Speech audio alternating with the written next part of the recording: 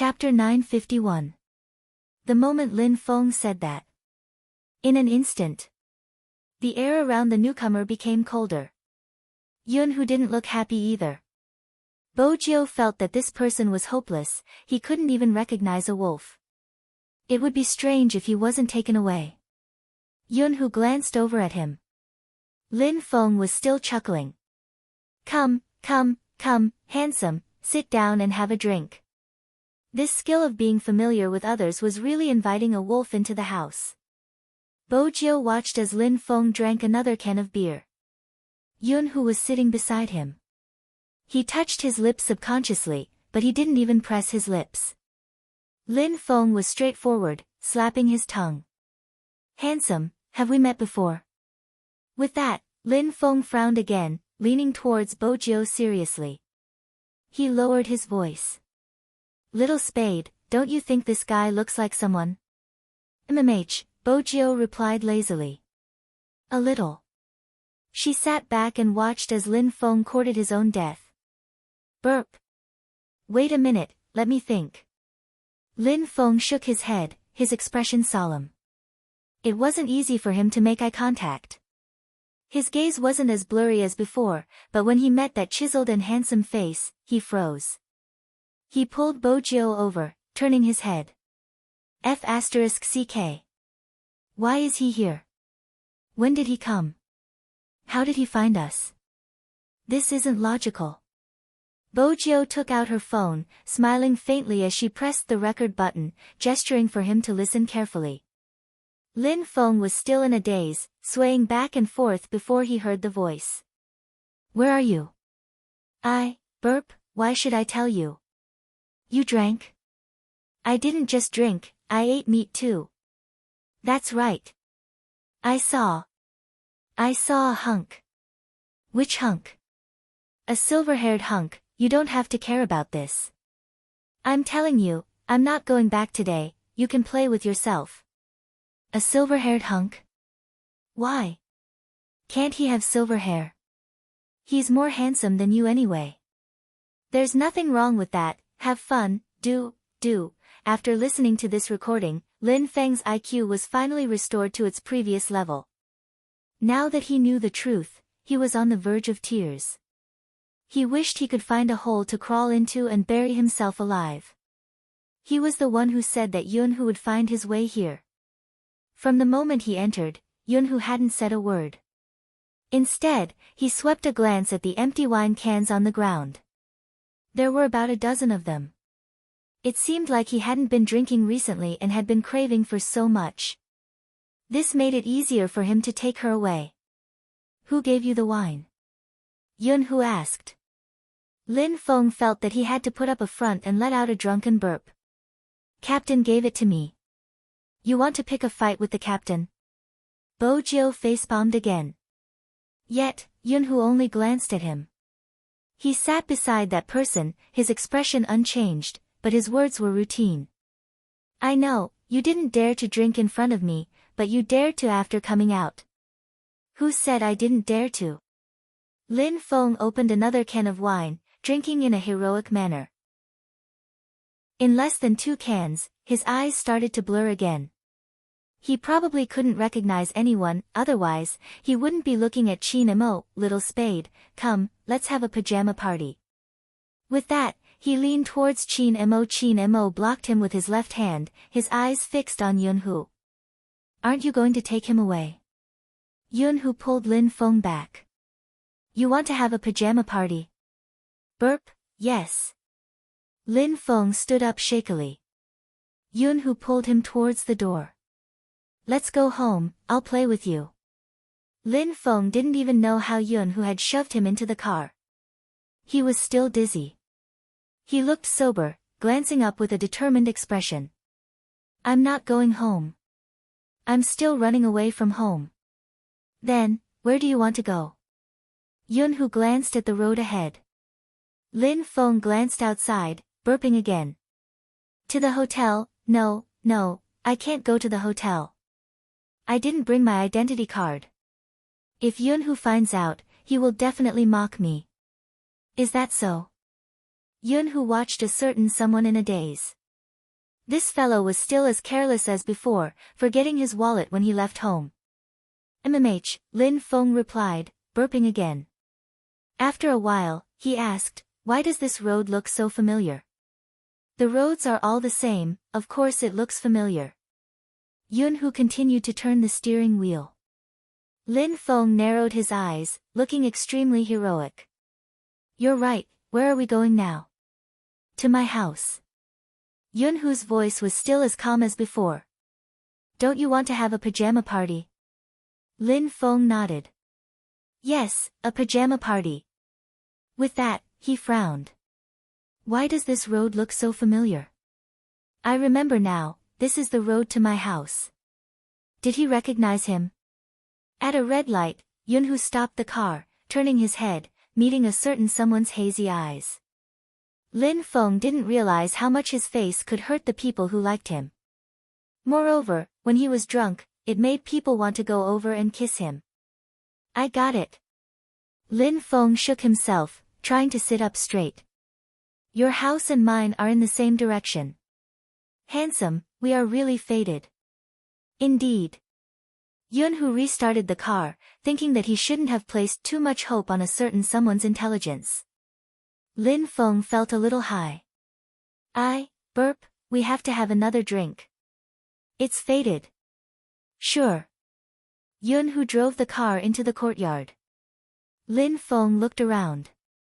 Military Base 1, burp, it seems real. When did such a small area appear beside our house? Why didn't I know about it? Yunhu changed the gear, stopped the car, and helped Lin Feng down. No, that's not right, I'm still running away from home. This is Military Base 1, I want to go that way. Lin Feng pointed in the direction of the main entrance. Yunhu helped him forward 3 steps. This is the right way. Do you think I can't tell the direction when I'm drunk? Lin Feng shook his head, trying to sober himself up. I'm telling you, I can still drink another 30 bottles. Let's go back to the room, I'll drink with you, Yunhu said faintly, carrying Lin Feng up. The two of them even had their auras entangled together, even though there were other cars in the courtyard, the headlights couldn't reach them. It was as if the two of them were in another small world. No one would disturb them. The night sky darkened. Fu family's villa. At this moment, Bojio felt that it wasn't a good thing that the naive Lin Feng had left. With Lin Feng around, she would at least be safe. But now, she wasn't so sure. The Almighty's unique minty tobacco scent wafted through the air. Is there something you forgot to do? What? Bojio arched a brow. Help me bathe. Qin Mo inched closer, so close that Bojio stilled. She tilted her head to look into his deep eyes. Her thighs were separated by a layer of cloth, the temperature rising. Her breath became his scent, as though the Almighty's scent was infecting her body. Before Bojio could open her mouth, her words were cut off by a kiss. First, it was a light lick. Once his handsome face was so close, it was easy to lose her ability to think. Qin Mo used this force to carry her up and sit on the sofa. His tongue pushed open her lips and entered her mouth, their tongues intertwining. He didn't give her any chance to regret. Bojio couldn't resist his kiss. The numbness at the tip of her tongue and the melting water kneading made it hard for Bojio to breathe. Until the Almighty released her. Her mind was blank for a few seconds.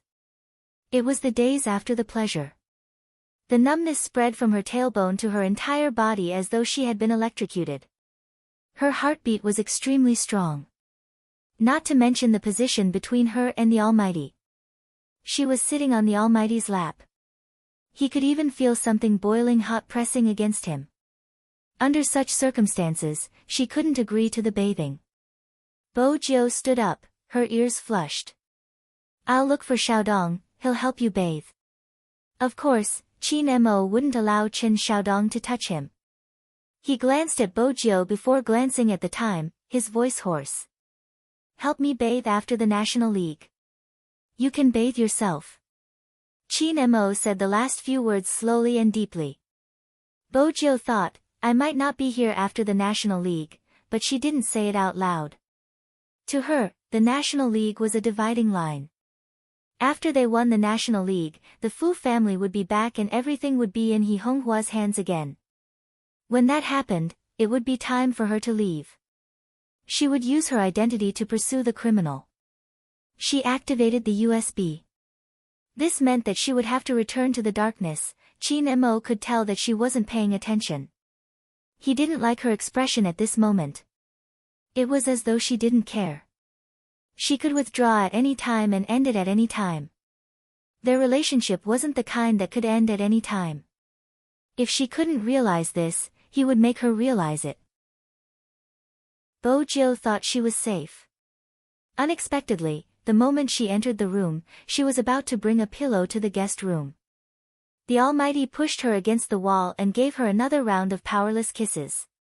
Bo Jiu couldn't take it. Her legs were numb and soft. When she regained her senses, she was carried onto the bed. Bo Jiu's bed was a single bed, much narrower than a double bed. This bed was convenient for Qin Mo to a certain extent. The two of them were very close. That handsome face that made her heart race was right in front of her eyes. Qin Mo lowered his lids to look at the person in his arms. Even the scorching breath could stir up one's spirit.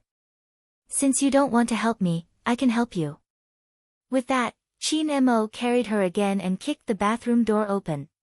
When the shower started, both of their clothes were wet. It was cold water and wasn't warm yet. When it splashed on their bodies, it made them shudder. Qin Mo skillfully removed the cloth strips. As the cloth fell off, the water started to heat up. Everything was different. Bo Jiu was wearing a black t-shirt. Now that it was wet, it was sticking to her body. Qin Mo's eyes darkened at the sight of her curvaceous figure. Without any hesitation, he carried her up and placed her on the counter. His gaze deepened. Qin Mo watched as the clear water droplets slid down the youngster's clean and devilish cheeks. Her wet silver hair fell down and stuck to the side of her ears. The color of her lips was even more alluring. The outline of her waist was smooth and supple. Under the water vapor, there was a bewitching color. The water droplets continued to roll down, landing on the back of Qin Mo's hand. Such a scene was especially ambiguous. It was like a beautiful and oppressive dream, teasing one's heart to the point where it was no longer calm. Bo Jiu went numb and wanted to push him away. But Qin Mo pressed her down, his warm breath hitting the back of her ears. He chuckled. Your breathing is messed up too. It seems like you want me to give you more. The water vapor gathered. Enveloped in the smoky water vapor, Bo Jiu's black t-shirt was crumpled beyond recognition. Qin Mo pushed it to her heart. His thin lips landed, every kiss hot. Bo Jiu trembled. A young lady's body couldn't withstand such teasing. She didn't have any defense against Qin Mo. The water droplets splashed down. Qin Mo didn't turn off the shower. When he stepped on her pants, he arched his waist and barged in. Bo Jiu couldn't withstand that kind of speed. Everything was messed up. It was hot and numb. The water droplets splashed on her body. Her only support was him. And this time, the force was unprecedentedly strong. He nibbled on her ear and pressed his chest against her back. She braced her hands against the wall as if to soften the impact of the blow. But when he stopped, there was hope that he could regain his previous strength. Qin Mo paused, moving closer to the youngster's face. His voice was low. Tell me, why do you want to leave? Bo Jiu frowned slightly. Her snow-white skin was on full display. Especially when the cloth around her chest was undone, she really became a seductive demon. Even the corners of her eyes were tainted with a tenderness that made people want to destroy her.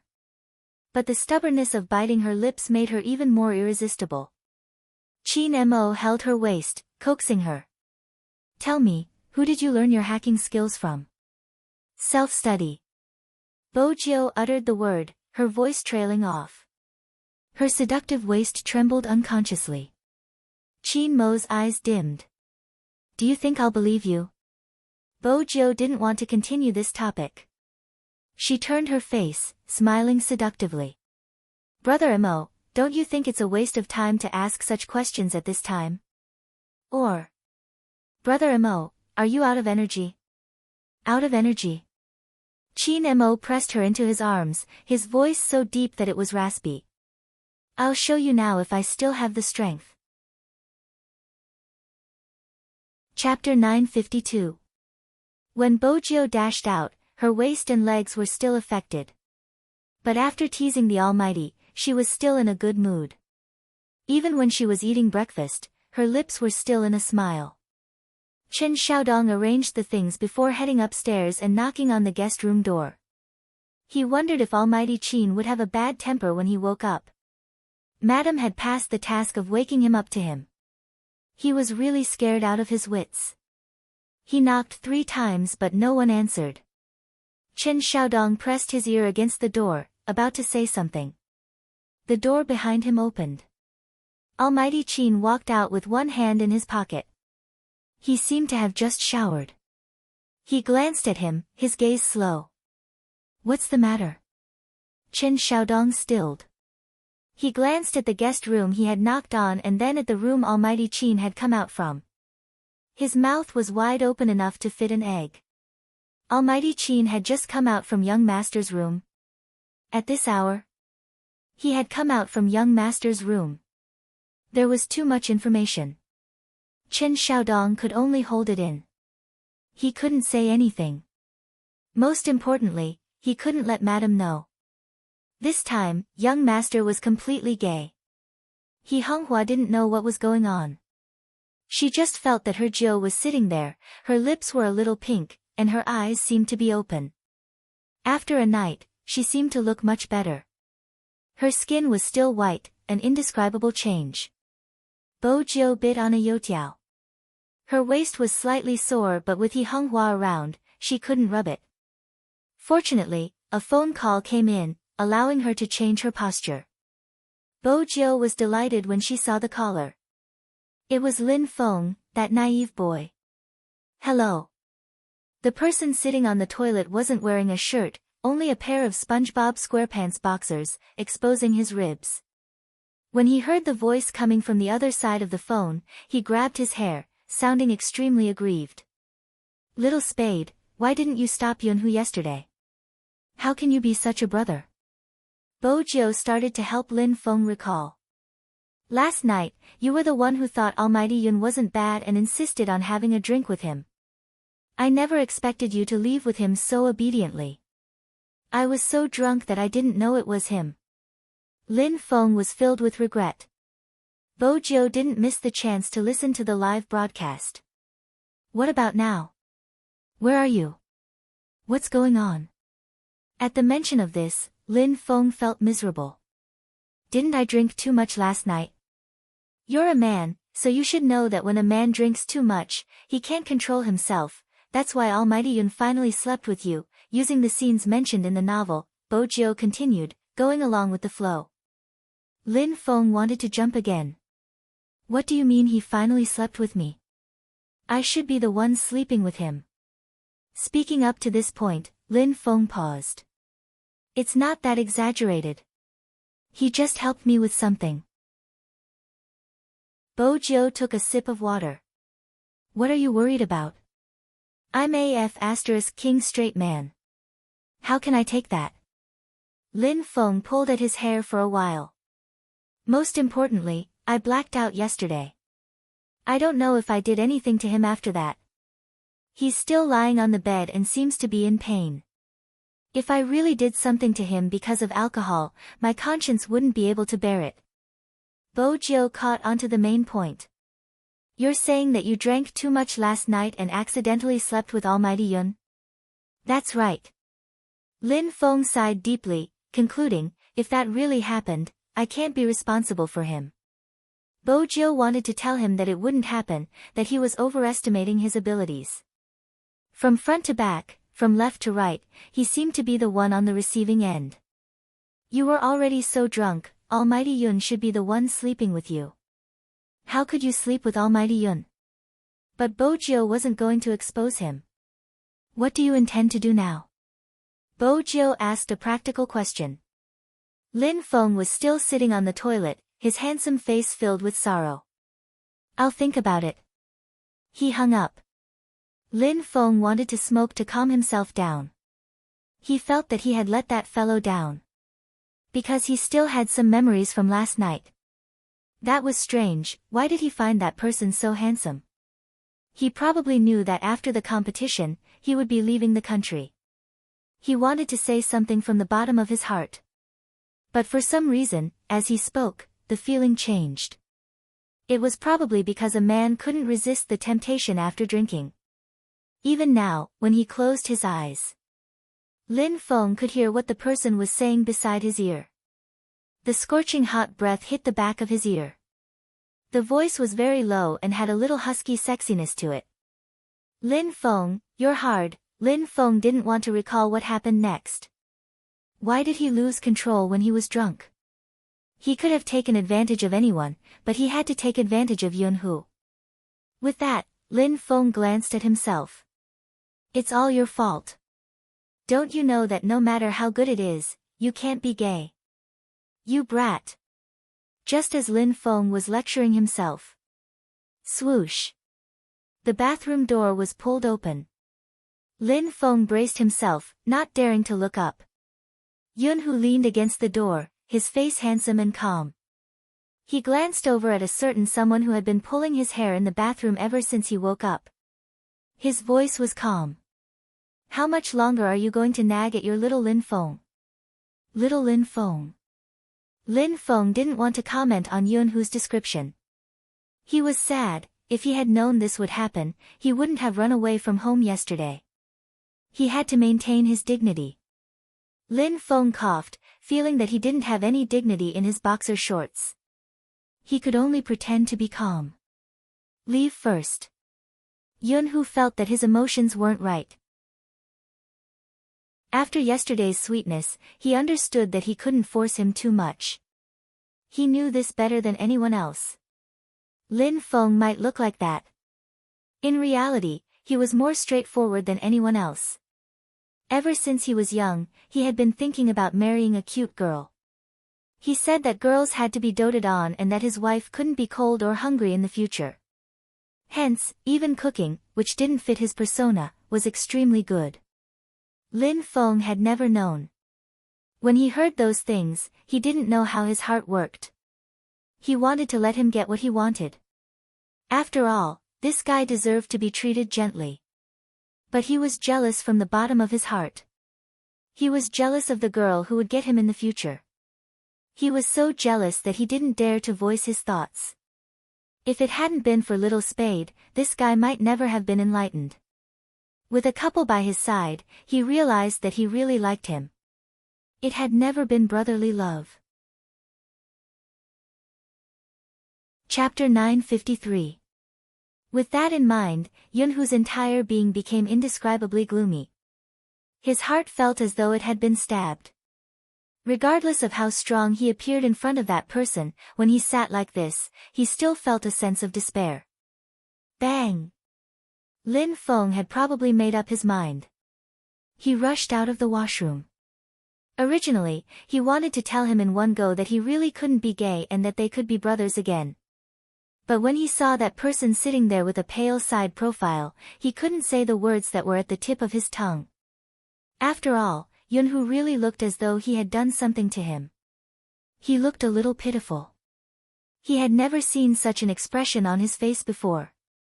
Come to think of it, it made sense. Even if Yunhu was gay, he should be the one on top. He could just treat him as a straight man. It probably wouldn't be easy for him to accept being defiled by him. When Yunhu heard the commotion, he glanced over. He had already recovered his usual calm demeanor, that gaze emotionless. But Lin Feng felt that there was a lot of meaning behind that gaze. In addition, Yunhu's current position. He seemed to have been rubbing his waist since just now. Even though Lin Feng was a newbie, he was a newbie who had seen porn. Every person who had been F** had probably looked like Yunhu now, his waist uncomfortable and different from usual. So last night, he really did something to Yunhu? Lin Feng inhaled deeply, looking at himself and then at Yunhu, his face solemn. Don't worry, I will take responsibility. Take responsibility? Yunhu was stunned by the sudden change. He didn't think that he had to take responsibility for helping him to masturbate, or, did this guy misunderstand something again? Lin Feng sat down. His posture was a little chinibu. Luckily, his face was handsome. Although I was so impulsive because I was drunk, what I did is what I did.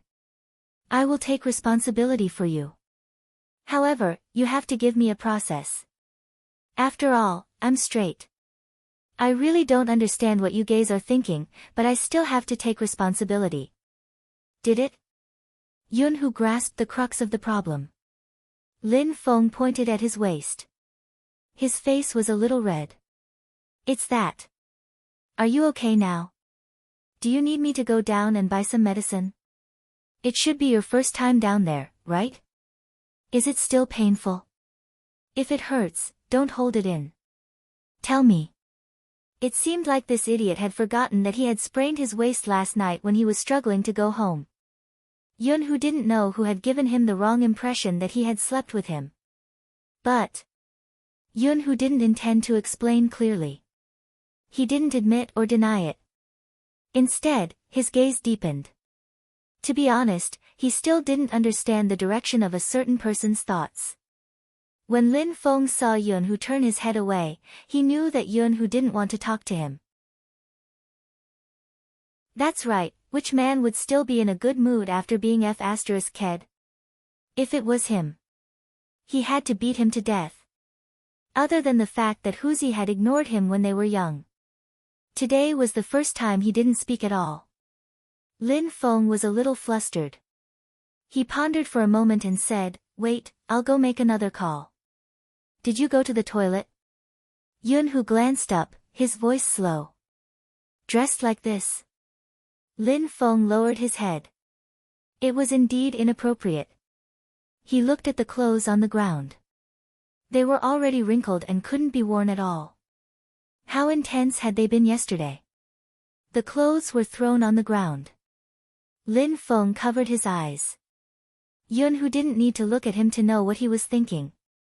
It seemed like this guy had even forgotten that he had taken off his clothes, waved them in his hands, and thrown them on the ground casually. "I'm dressed." Lin Feng casually put on a pair of pants and said to Yunhu, "Wait for me." Yunhu reached out and grabbed his wrist. "Are you going to call Little Spade again? Tell me directly if you have anything. Why are you always calling Little Spade? Isn't he experienced? I wanted to ask how to deal with it but you ignored me." Lin Feng grabbed his hair.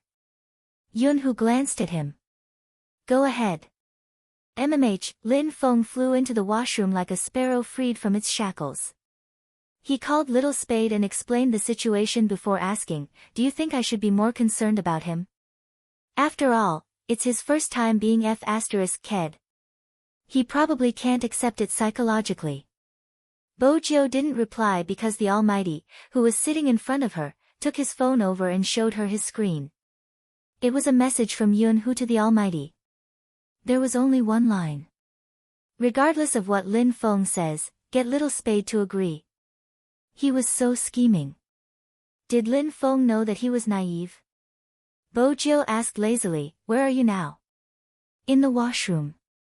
Lin Feng glanced at the ceiling. "Do you understand how I feel? As though I've suddenly become a father." Bojo thought to herself, "I've always been trying my best to be the Almighty's sugar daddy. What does a new father like you understand? Why are you always in the washroom?" "I'm not afraid of Yunhu hearing me." Lin Feng sighed. "You don't understand how complicated my feelings are. You are the one who doesn't understand. Almighty Yun can predict everything you say. Is there a need to listen? This naive girl, if you think you can turn gay for Almighty Yun, go ahead. If you can't, we're all adults and you don't have to be responsible for sleeping with him. In the end, it all depends on your heart. There are some things that can't be forced. It's best not to force yourself." Bojo's words were honest. It was because she treated them as friends. A relationship born from a misunderstanding wouldn't last long. Because she cared, the hurt would only deepen. But if Lin Feng was willing, the misunderstanding would be a beautiful one, but it was obvious that Qin Mo didn't like hearing her words. The feeling that this person was indifferent to everything came back again. It seemed as though even if he wanted her, it didn't mean that he had her. Qin Mo's heart tightened unconsciously, and even his gaze deepened. He had never been anyone's boyfriend. He wouldn't be. But this person seemed to have never treated him as a boyfriend. With that, Qin Mo reached out and lifted the youngster's chin. He leaned over and kissed her lips. Chen Xiaodong, who was standing at the side, thought. He hadn't expected to witness such a scene. It had happened without any warning. This was the Fu family's house. What if Madame saw? Bo Jiu was startled when she felt a slight chill on her lips. Chapter 954. Bo Jiu hadn't expected the Almighty to kiss her all of a sudden. She was still holding the phone in her hand, her clean and fair face paused for a moment. She even forgot what she wanted to say. She could only look at the handsome face in front of her. When the kiss ended, her lips were brushed by his, and it was cold and ticklish. After Yun who sent the WeChat message, he stuffed his phone into his pocket. When he saw him come out, he pretended to be uneasy and said, "You don't have to take responsibility, we are both guys. It's normal to sleep for a night.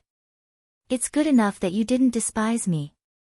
If Yun who hadn't said that, Lin Feng wouldn't have felt sorry for him.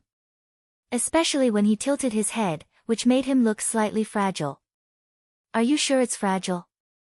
Qin Mo looked at the person in front of him who was holding her phone in a daze.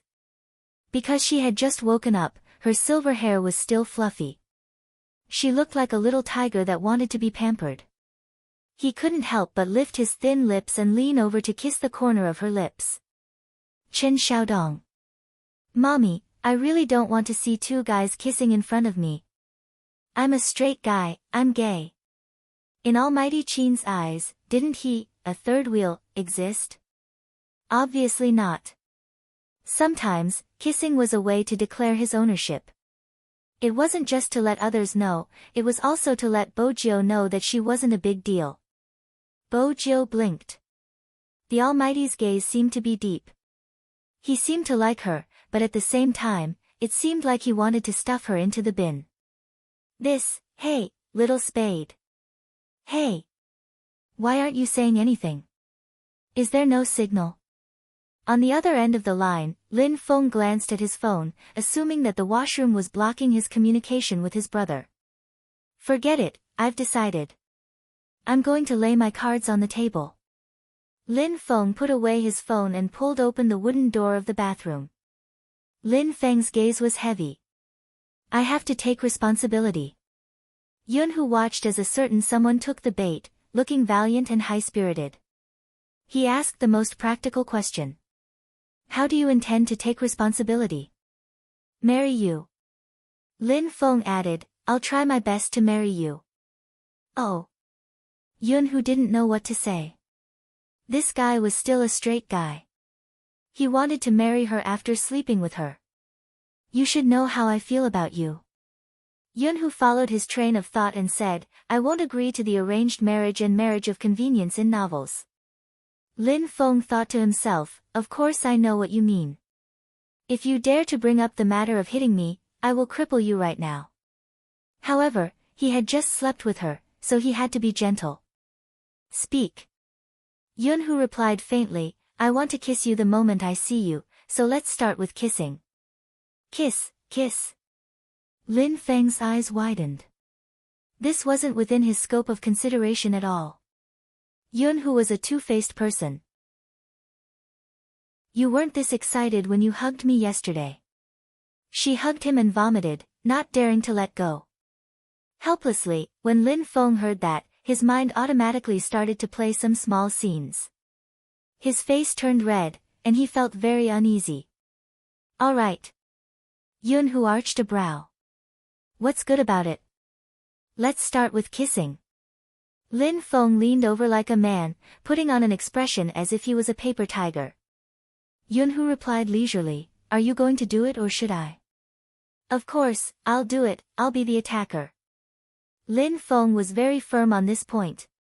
When Yunhu heard the words "I'll be the attacker," his expression didn't change, he just arched a brow, his gaze deep as he looked at the person he could finally have.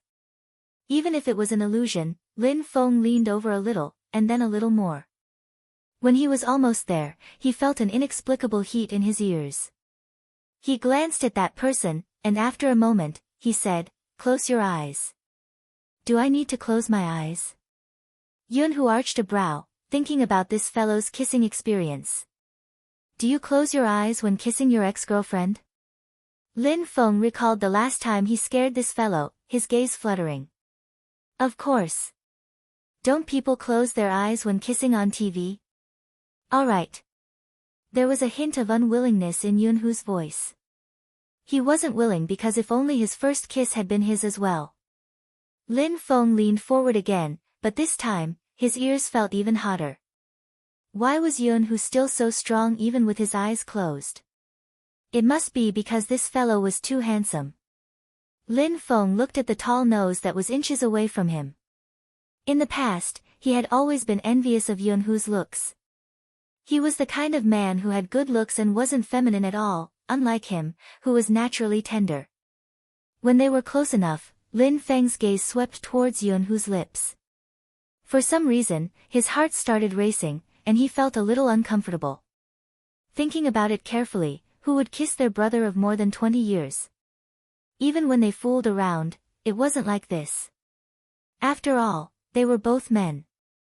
Lin Feng took a deep breath and said, "Can I kiss your face?" Yunhu opened his eyes, watching Lin Feng's expression. Even though he had concealed his emotions, this fellow had never been an expert in terms of emotions, the slightest bit of unwillingness could be seen. Yunhu's heart sank, and he asked, "Is it difficult to kiss?" "Ah. I really can't kiss you." Lin Feng hadn't finished the word "go." His thin lips were blocked. Yunhu liked to drink tea, and when he kissed, it was filled with his unique tea fragrance. There was also an indescribable feeling. Lin Feng froze on the spot, his eyes wide open. Yunhu took the opportunity to pry open his lips, the tip of his tongue hooking upwards, not giving him a chance to catch his breath. How could a naive person like Lin Feng be Yunhu's match in this aspect?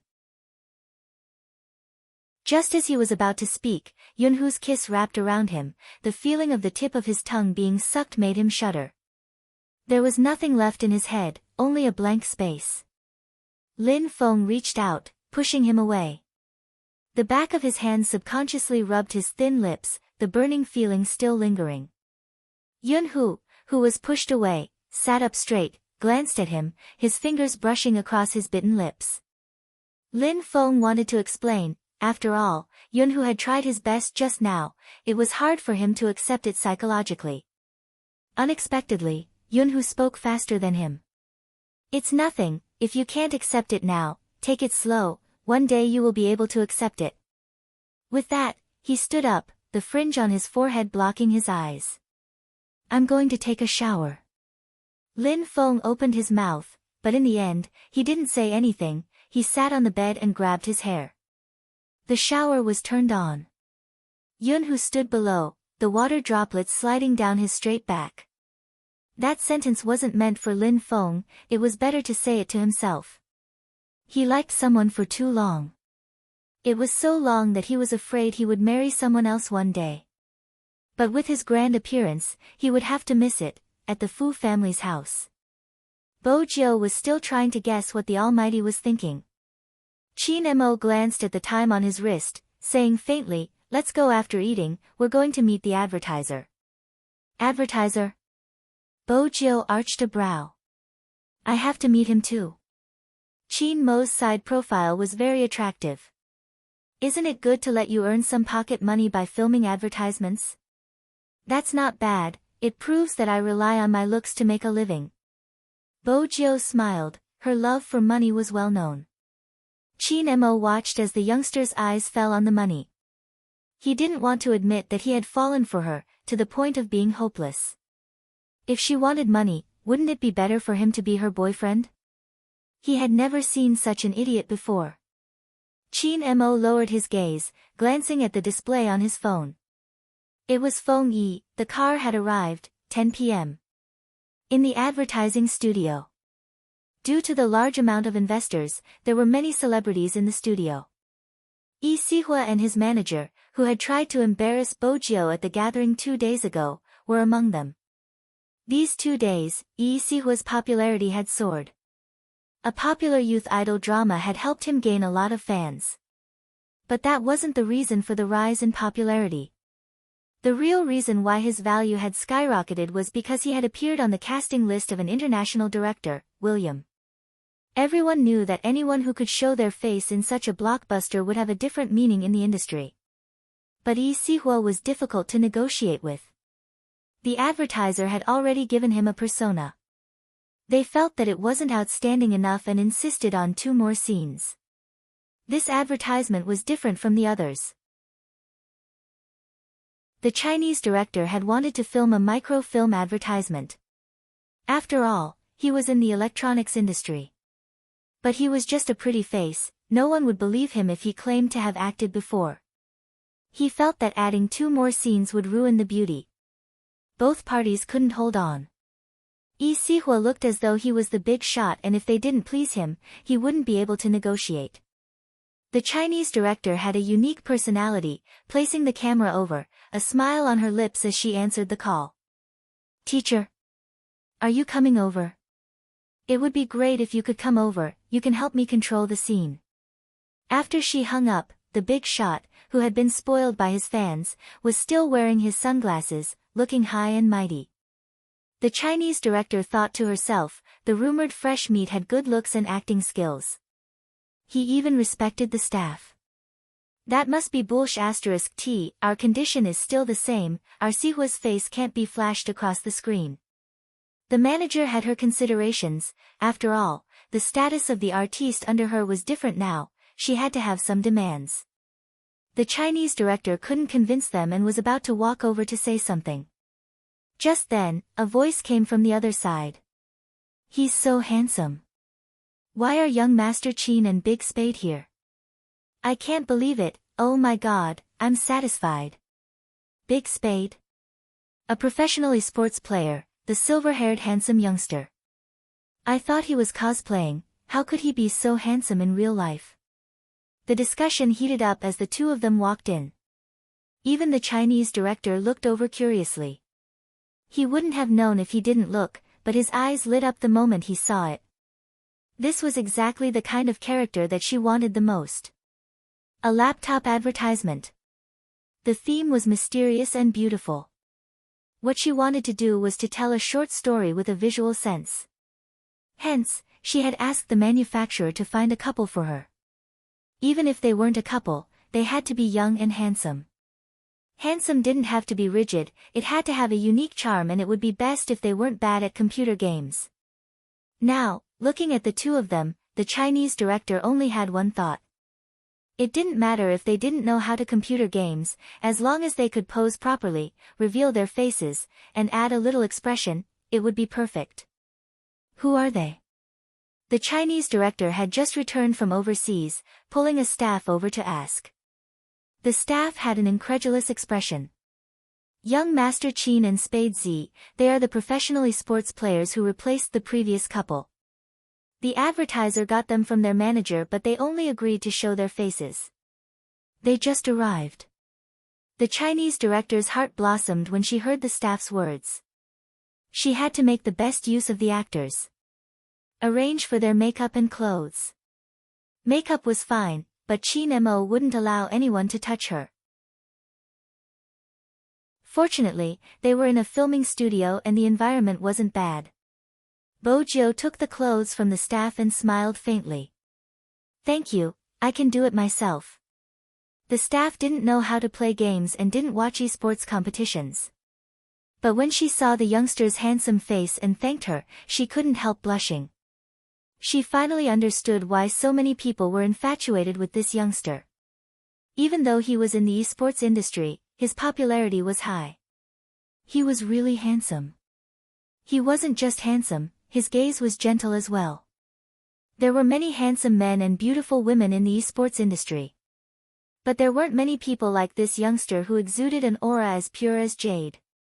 From afar, Yi Sihua narrowed his eyes, his face darkening. Why is that useless Fu family here?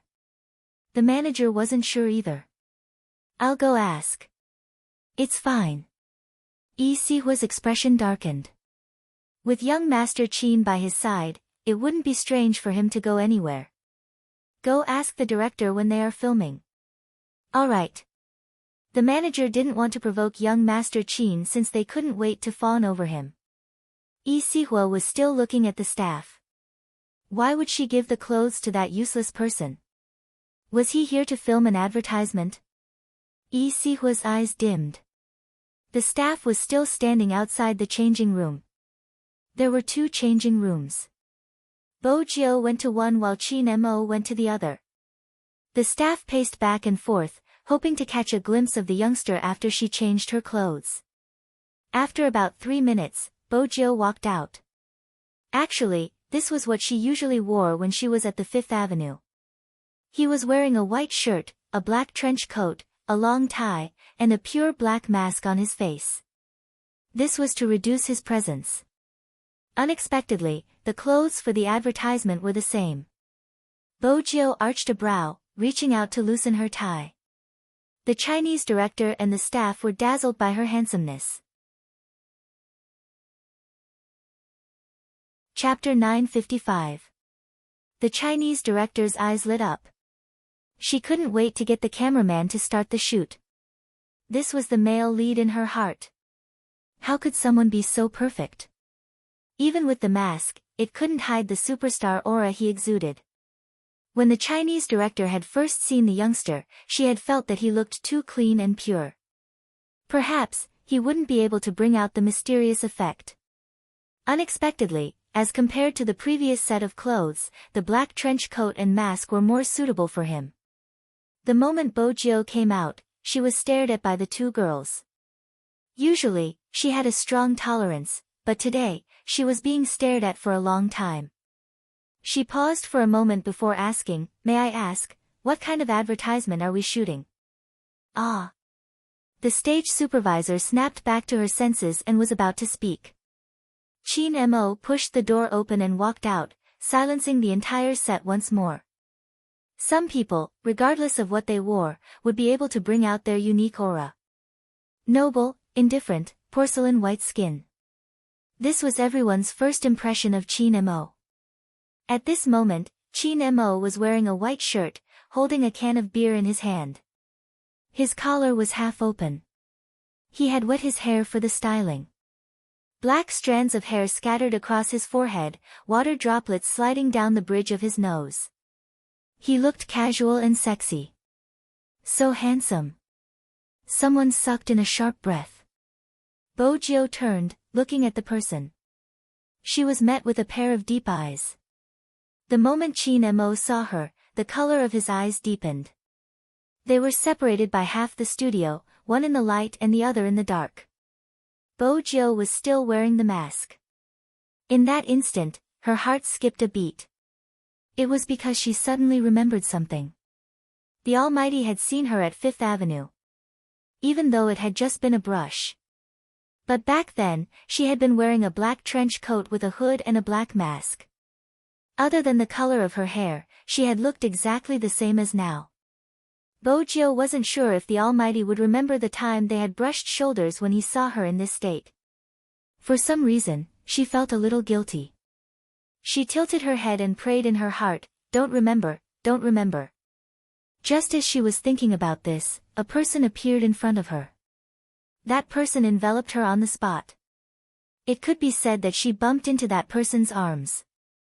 When the tip of his nose touched the white shirt, he let out a long sigh. Just like this, it didn't seem like he didn't recognize him at all. "You don't even know how to walk." A melodious voice sounded from above. Bo Jiao glanced up and touched the bridge of her nose. Qin Mo studied the youngster's face, especially when his gaze swept over her masked face. His voice was faint, a little nonchalant. In the past, when I went to America to play, I bumped into someone who looked like you. Bojio's left hand, which was in her pocket, paused.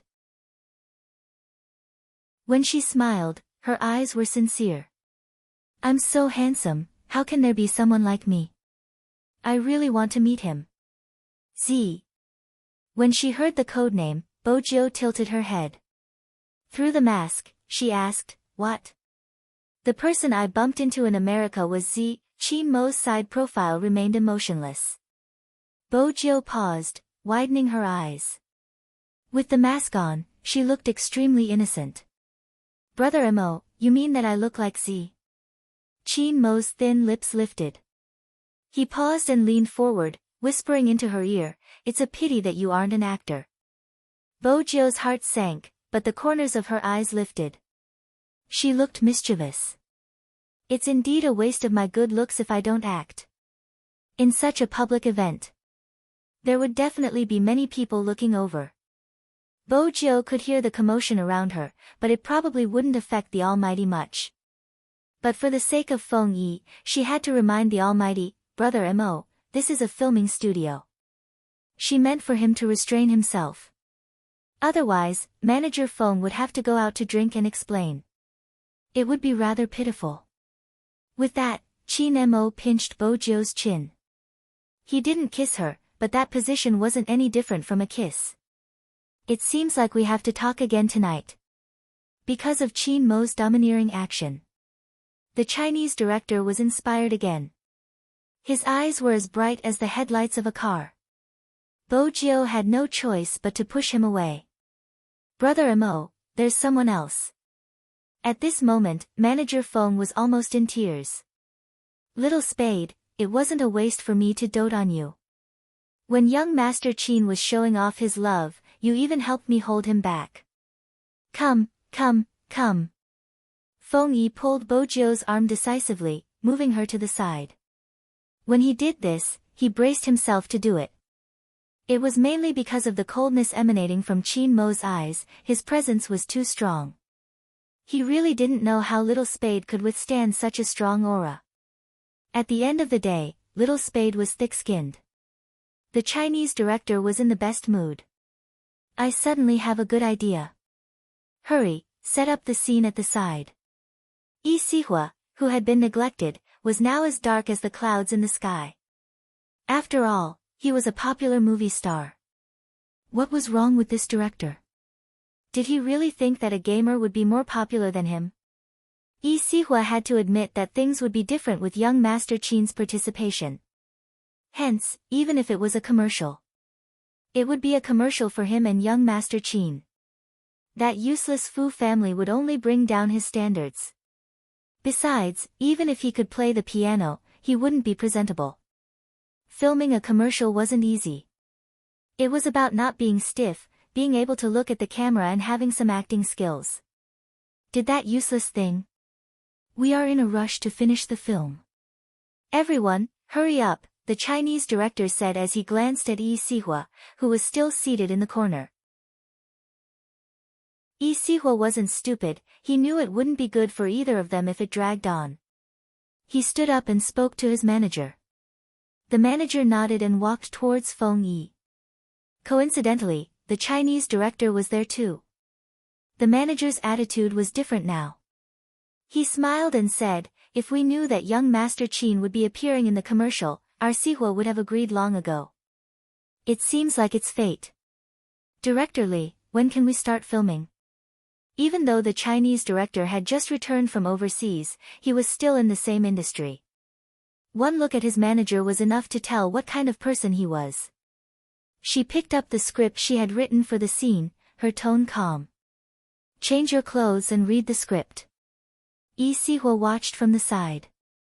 Didn't this little director know that the industry was small? With such an attitude, didn't he know that the industry was small? The manager knew that Yi Sihua wasn't in a good mood. When she walked back, she whispered something in Yi Sihua's ear, reminding him to restrain himself with young Master Qin around. Of course I know, don't worry. Lee Si-hwa licked his lips, his eyes dimming. I'll deal with this director in the future. As for the person who gave up gaming and insisted on filming a commercial, I'll let him know the difference between us. The manager was still worried. He came with young Master Chin. I won't do anything on the surface. Lee Si-hwa laughed sinisterly. Don't forget, this commercial has a storyline and there are 3 main characters. Since he is so desperate to prove himself, I'll let him know that it isn't easy to be a main character. The manager's eyes widened. You mean to suppress the scene? Suppressing the scene was a term used in the industry. In the beginning, when experienced actors with good acting skills wanted to teach some fresh meat a lesson, they would occasionally use this trick. After all, there were some who didn't even fulfill their role as an actor. They didn't memorize their lines and went around taking part in variety shows, dragging down the production. In the end, some of the more scheming celebrities used suppressing the scene to plot against each other. Especially when 2 people with similar reputations were together. In order to enhance their image, they would use suppressing the scene. But the manager hadn't expected Lee Si-hwa to use such a tactic on someone who had never acted before. Why? You don't like it? Lee Si-hwa glanced at him, his words going straight to the point. Don't forget, there are 3 people in this commercial. The best way to make everyone think I'm the spokesperson is to stand out. The manager nodded in agreement, giving him a thumbs up. On the other side, Bo-jio was already seated in the makeup room, her lids lowered as she flipped through the script she had written on the spot. At the same time, she was trying to think of a way to escape the conversation with the Almighty. The makeup artist was having a hard time with her. Her eyelashes were black and long, there wasn't a need for makeup. She could use some eyeliner to enhance the depth of her features. That would be more in line with the character in the script. But as for the rest, the makeup artist caressed her smooth and fair face, praising sincerely. Your skin is so good, you don't need to put on foundation. If too many things were applied to this face, it would ruin its original handsomeness. Now that he had brought out a spy, he really looked like the main character of a Korean drama. The Chinese director was getting impatient, asking Bo-jio, have you found the feeling? When Bo-jio received the script, she didn't know what to say. It was about a hacker. She didn't need to find the feeling. The Chinese director noticed the youngster's silence, assuming that he was nervous because he hadn't been in this industry before. Hence, he softened his tone. Don't worry, just act naturally. Even if you can't find the feeling, your face is more than enough. Come, stand back a little. The Chinese director walked to the side, making space for everyone. He raised the loudspeaker, his eyes bright as he shouted, everyone, get ready. First scene, action. Swoosh. The lights in the studio were all dimmed. It was the layout of a billiard hall. The light that shone down was a little dim. However, the slender figure standing beside the billiard table wasn't dim at all. That wasn't all, when the light shone down, it seemed as though he was tall and slender. He stood there casually with a laptop in front of him. He seemed to be a little bored. He hooked his index finger, opened the can, and for some reason, the corner of his mouth curled up. The girls were going crazy as they watched from the side. I finally understand why everyone says that young Master Chin is the prettiest in Jiang City. He's so handsome, I'm so envious of young Master Chin's future girlfriend, she can look at his face every day. And his figure, young Master Chin is a walking clothes rack. Ah, I can't take it anymore, my nose is going to bleed. The girl said that because just as Chin Mo was about to raise his head to take a sip of the ice-cold beer, his eyes seemed to have seen something. He turned towards the door. The camera panned in that direction as well. A young man in a black trench coat walked in from the door. He was probably in the middle of a run. As he was a little thin, he wore a black mask, which made his eyes look very black and bright. His entire person seemed to have been drawn with a line pen. The black and white were distinct, and in an instant, he caught the entire camera. At this moment, Lee Si-hwa was there too. He was also one of them, playing with a black tablet in his hands. His eyes were fixed on the youngster who was walking over. He had wanted to portray an indifferent person, but to add to his acting, Lee Si-hwa stood in front of Bo-jio, his voice cold and aloof. "I heard your skills aren't bad, want to play a game?"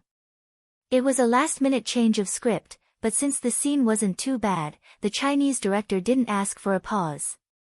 The moment she had seen Bo-jio, she had probably forgotten that he wasn't an actor and had only wanted to continue filming. Bo-jio was still wearing the black mask, her hands stuffed into the pockets of her trench coat. She didn't even glance at Lee Si-hwa, replying through the mask, "I'm not interested." The Chinese director felt that the youngster's performance was perfect. The youngster's performance was more in line with the character she wanted to portray, bringing the character to life. Lee Si-hwa would never have expected the trash to perform so well in front of the camera. Initially, he had wanted to use his impromptu acting skills to silence the youngster. It would be best if there were more NGs. But now, because of the youngster's reply, the camera swept past him, focusing on the youngster. Anyone who knew how to act would know that Lee Si-hwa was the one who was being suppressed, and it was a harsh suppression. But Bo-jio couldn't be blamed. She hadn't been interested in this person. Besides, he had changed his script at the last minute. Everything Bo-jio did was a natural reaction. After all, she knew that the person she was facing was the Almighty, who was standing at the side of the billiards hall. In the camera, the youngster had already passed Lee Si-hwa, placing the thin laptop on the table and starting to type. Bo-jio's typing speed had always been fast. Chapter 956. How could there be someone who could move so quickly? Also, the innate sense of being in the camera. Every single detail shocked everyone in the photography team. It was just an advertisement, but it made them want to continue watching. It wasn't just because of the storyline, but also because of the strange tension between the youngster and young Master Qin. The Chinese director didn't forget his mission in the midst of his shock, shifting the camera to the youngster's notebook. There was a huge close-up, especially the bright silver logo, which matched the youngster's hair color. The shot took 3 seconds. The next second, the scene changed. Someone reached out to support the youngster's side across the billiard table. His slender figure lowered, his nose bridge high, his lips thin and his eyes dark. He looked like a flirt. But he didn't even glance at the back of the beauties around him. Instead, he stared at the youngster, his sexy lips lifting into a faint smile. That person wasn't anyone else, it was Qin Mo. Bo-jio glanced up, their gazes meeting. In that instant, the cover of the notebook was extremely clear. The tension between the two of them became even more obvious. Even though there was hostility in their eyes, when their faces came close, there was an extra hint of ambiguity that made it hard for people to look away. Were they really not a couple? This was the thought in everyone's mind. Some were impressed by the director for coming up with such a scene. This advertisement would definitely be popular. Just based on this scene, no one would ignore the notebook between the two of them. Lee Si-hwa had an extra second of footage, but his gaze wasn't on him. Instead, after Qin Mo spoke, everyone's gaze was focused on him. "Who are you?" That was Qin Mo's line. It was a short 3 words, but because of his actions and the way he looked at the youngster's thin lips, it was extremely alluring. Bo-jio stood up, walking past the billiard table and picking up a cue stick. When the youngster was doing this, she lifted her trench coat and removed it with one hand. Then she picked up the cue stick and lowered her body, aiming it at the colored ball on the table. A loud swoosh. The colored ball bypassed the half-open silver notebook and landed in the middle of the net. Just the sound alone was enough to tell that it was a beautiful shot. At this moment, there was an uproar in the studio. Worried that it would affect the filming, everyone covered their mouths as they turned towards her. He was too handsome. The Chinese director felt a little dizzy from the shock again. He quickly moved the camera to capture the scene. When the youth was playing, his shirt was pulled up, revealing a fair jade-like skin. That curve was astonishingly beautiful. Qin Mo's gaze seemed to have stopped there as well. It was dark and deep to the extreme. The youngster retracted her cue and picked up her coat from the billiard table. She casually draped it over her shoulder and smiled devilishly. Why should I tell you? What followed was the young man's carefree back view. Qin Mo stood there, looking at the back view like a devil. He pressed his fingers on the notebook and closed it gently. His thin lips curved slightly and he laughed playfully. Ha! Finally, the screen stopped at the notebook. Apart from the notebook's logo, there was only a line of words, unfinished, to be continued, Kacha. It signaled the end of the shoot. The Chinese director was the first to stand up and clap. The others couldn't hold it in any longer. Previously, they had been afraid to disturb the two of them, but now, everyone stood up and let out a heartfelt exclamation. After all, even a professional actor wouldn't be able to complete the shoot in one take. More importantly, filming this commercial didn't just require the other party to type fast, the scene just now was also a test of their skills. The photography team had originally wanted to use these things for post-production. Who would have expected that Spade Z didn't just do it? He was so handsome that he could turn the commercial into a movie. This wasn't something that could be done easily. The atmosphere in the studio was unprecedentedly intense. When Bojio walked back, the crew were all looking at her like a fangirl. As for Yi Sihua's whereabouts, no one cared anymore. His face was completely sunken. He wanted to flare up, but he didn't dare. He could only suppress his anger. He didn't want to watch the commercial anymore. He didn't even need to watch it to know that the scene just now had been a deliberate attempt by that useless person to humiliate him. Yi Sihua's popularity had been suppressed. Of course, he wasn't in a good mood.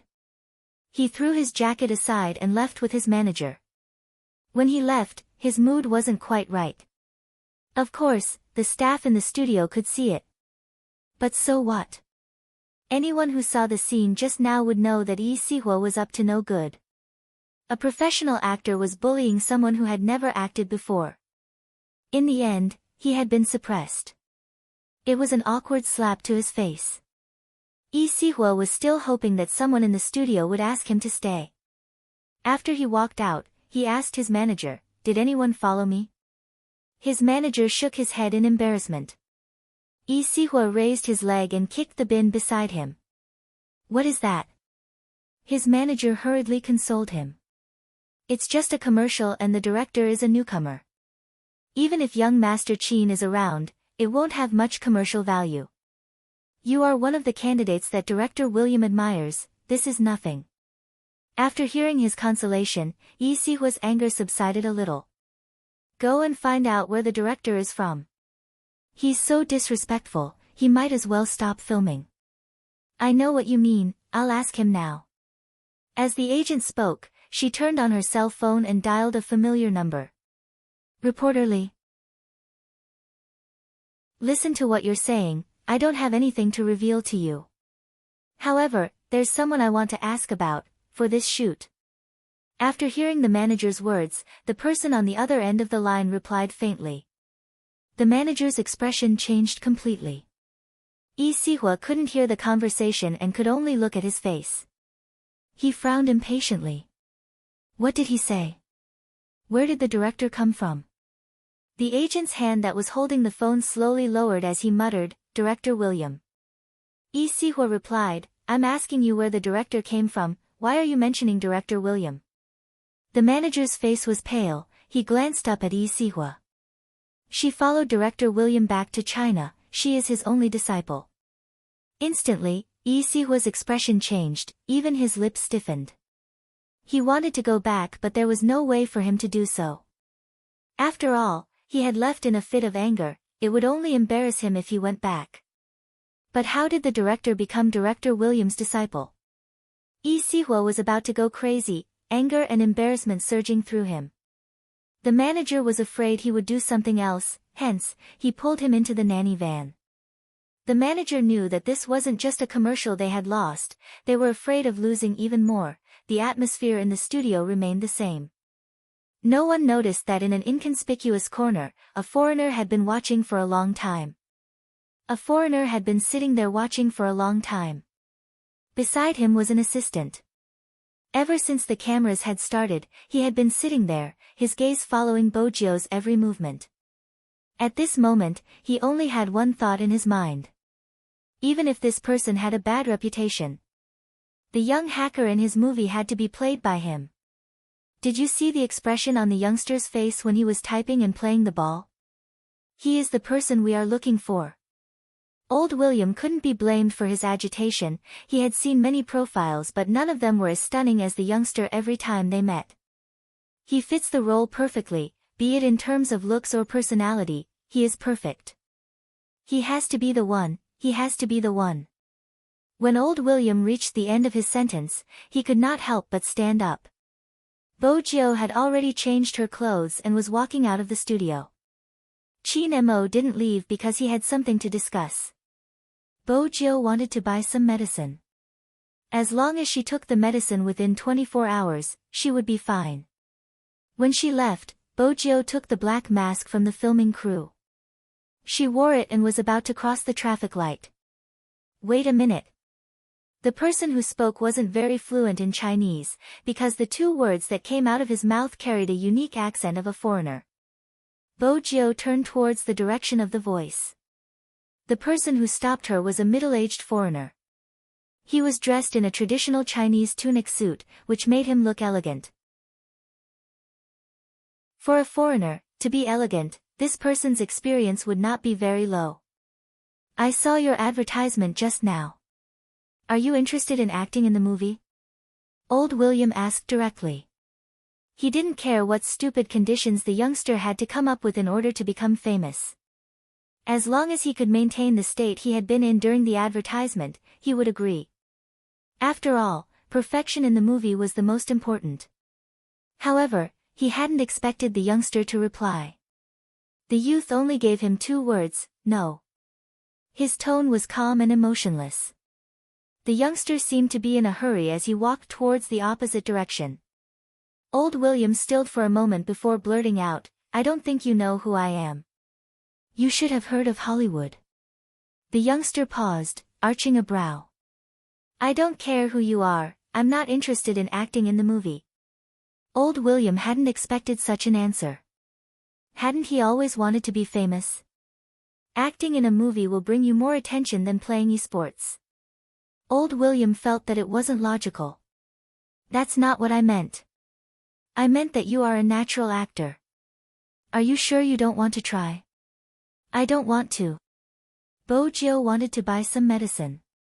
Once the Almighty was done, she might not have the chance to buy it. Old William stilled once more. This was the first time he wanted someone to act in his movie but she wasn't interested at all. But you acted well just now. Why don't you want to act?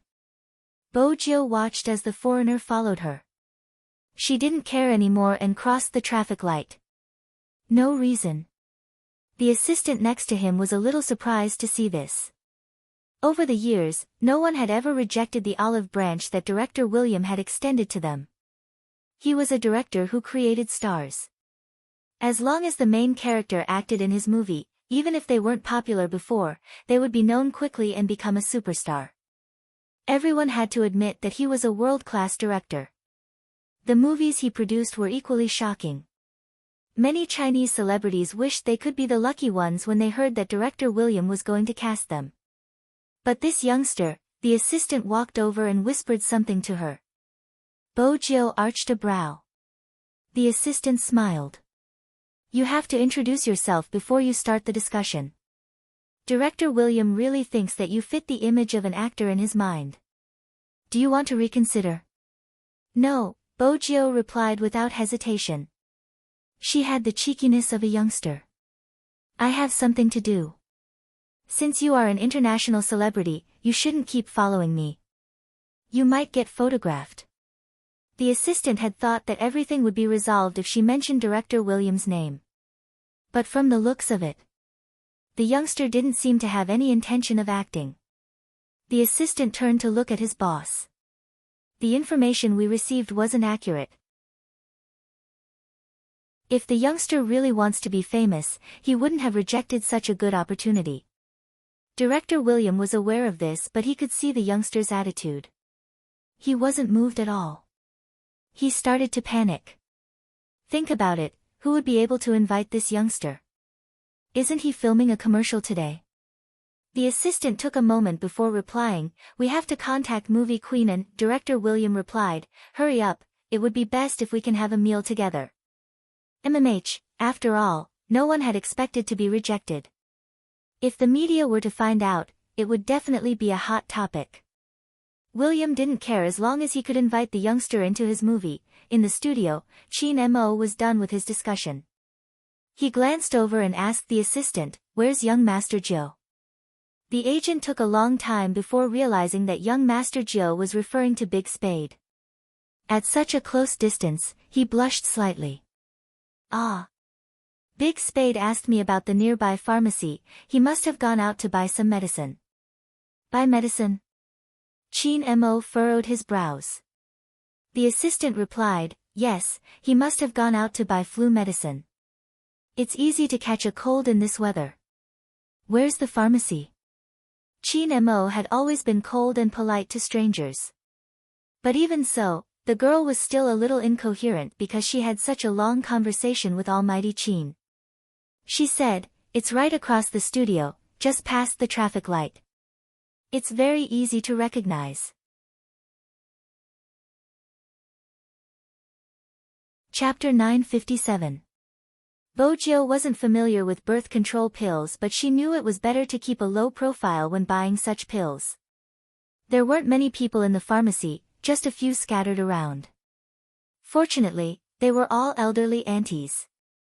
If it was an ordinary young lady and someone recognized her, the situation would definitely be bad. She didn't mind, but manager phone would probably go crazy. It was better not to have news of esports players buying birth control pills. Bojo wore a mask. She looked around but couldn't find what she was looking for. The medicine probably couldn't be placed on the counter, hence, she couldn't find it on the medicine rack. It seemed like she would have to ask the pharmacist. Bojo sighed inwardly as she walked towards the counter. "Hi, get me a box of birth control pills." The doctor standing at the counter glanced up at Bojo. "Which brand do you want?" There was a brand? For the first time, Bojo felt she wasn't cultured enough. She chose a conservative answer. "I'll take whichever brand has the best effect." However, it was this answer that made the shopping guide shake his head and murmur, "Young people nowadays are really..." Bojo wasn't young in her heart, but she hadn't come into contact with such things in her previous life. If it wasn't for the lack of time, she would have wanted to bring the Almighty's child back to the Fifth Avenue. But now... Bojo clenched her fists. This was the only way. A total of 25. Cash or Alipay? The pharmacist glanced over, scanning the barcode. Bojo felt that it wasn't a good time to use her phone. She reached into her pockets but didn't bring any cash. In the end, she inhaled deeply and used her phone. "Is WeChat okay?" "Yes." The pharmacist's expression didn't change. Bojo whipped out her phone. The moment she unlocked the screen, she received a message. It was from the Almighty with only 2 words. "Where are you?" Bojo glanced at the image of the cartoon. She hesitated for a moment but didn't reply. Instead, she opened the payment function. The pharmacist scanned the barcode and passed the medicine to her. Bojo lowered her gaze, her silver hair covering her face as she took the medicine. Suddenly, a deep and familiar voice rang out from above her head. "Shouldn't you explain what you're doing?" Bojo's back stiffened. She only had one hope in her heart, that the Almighty was like her, lacking knowledge in certain areas. The hand that was holding the medicine paused for a moment. Then Bojo quickly stuffed the medicine into her pocket. Even her gaming speed wasn't as fast as it was now. After she was done, Bojo glanced over, meeting Chin Mo's icy gaze behind her. She had never seen an Almighty like this. His deep eyes were extremely deep. Before she could say anything, Chin Mo had already reached out and pulled out the wrist that the youngster had stuffed into his pocket. His voice was as indifferent as the storm before the storm. What is this? Bojo opened her mouth, her throat moving. Medicine. What medicine? Chin Mo's handsome face didn't show any emotion, but the cold aura he exuded could freeze the surroundings. Bojo didn't reply because she didn't know how to explain. Chin Mo glanced at the two words yuding. He wanted to crush the person in front of him and swallow her into his stomach. That way, she would know who exactly she belonged to. That way, she wouldn't have come to buy this medicine. If that was the case, she wouldn't be thinking of leaving even now. Chin Mo lowered his body, taking the medicine from Bojo's hands. Bojo watched as the medicine slowly deformed in his hands. It seemed as though he wanted to destroy it. But the Almighty's emotions didn't change. Because of this, Bojo knew that he was really angry. Chin Mo lowered his lids, clutching the box of medicine in his palms. With a voice that he had never used before, he said, I asked you to wait at the same spot but you never waited. Just like at night, when I sleep, I would think about what that arrogant little Jio is doing. I want to wake up earlier so that I can see her earlier. It's the first time I want to kiss someone but I can't do it. You probably don't understand this feeling at all. That's why you bought this medicine here. Bojo wanted to say something. But the Almighty seemed to be listening to her explanation. Do you think I'm illiterate or that I don't recognize this brand? Since you don't want to be together, let's break up. After saying that, the Almighty only gave her a distant view of his back. Bojo had seen that back view way too many times before she had gotten close to the Almighty. But there had never been a time like this, when she couldn't breathe. She wasn't sure when it started to rain. When Bojo walked out, the Almighty was nowhere to be seen. He must have been picked up by the Chin family's car.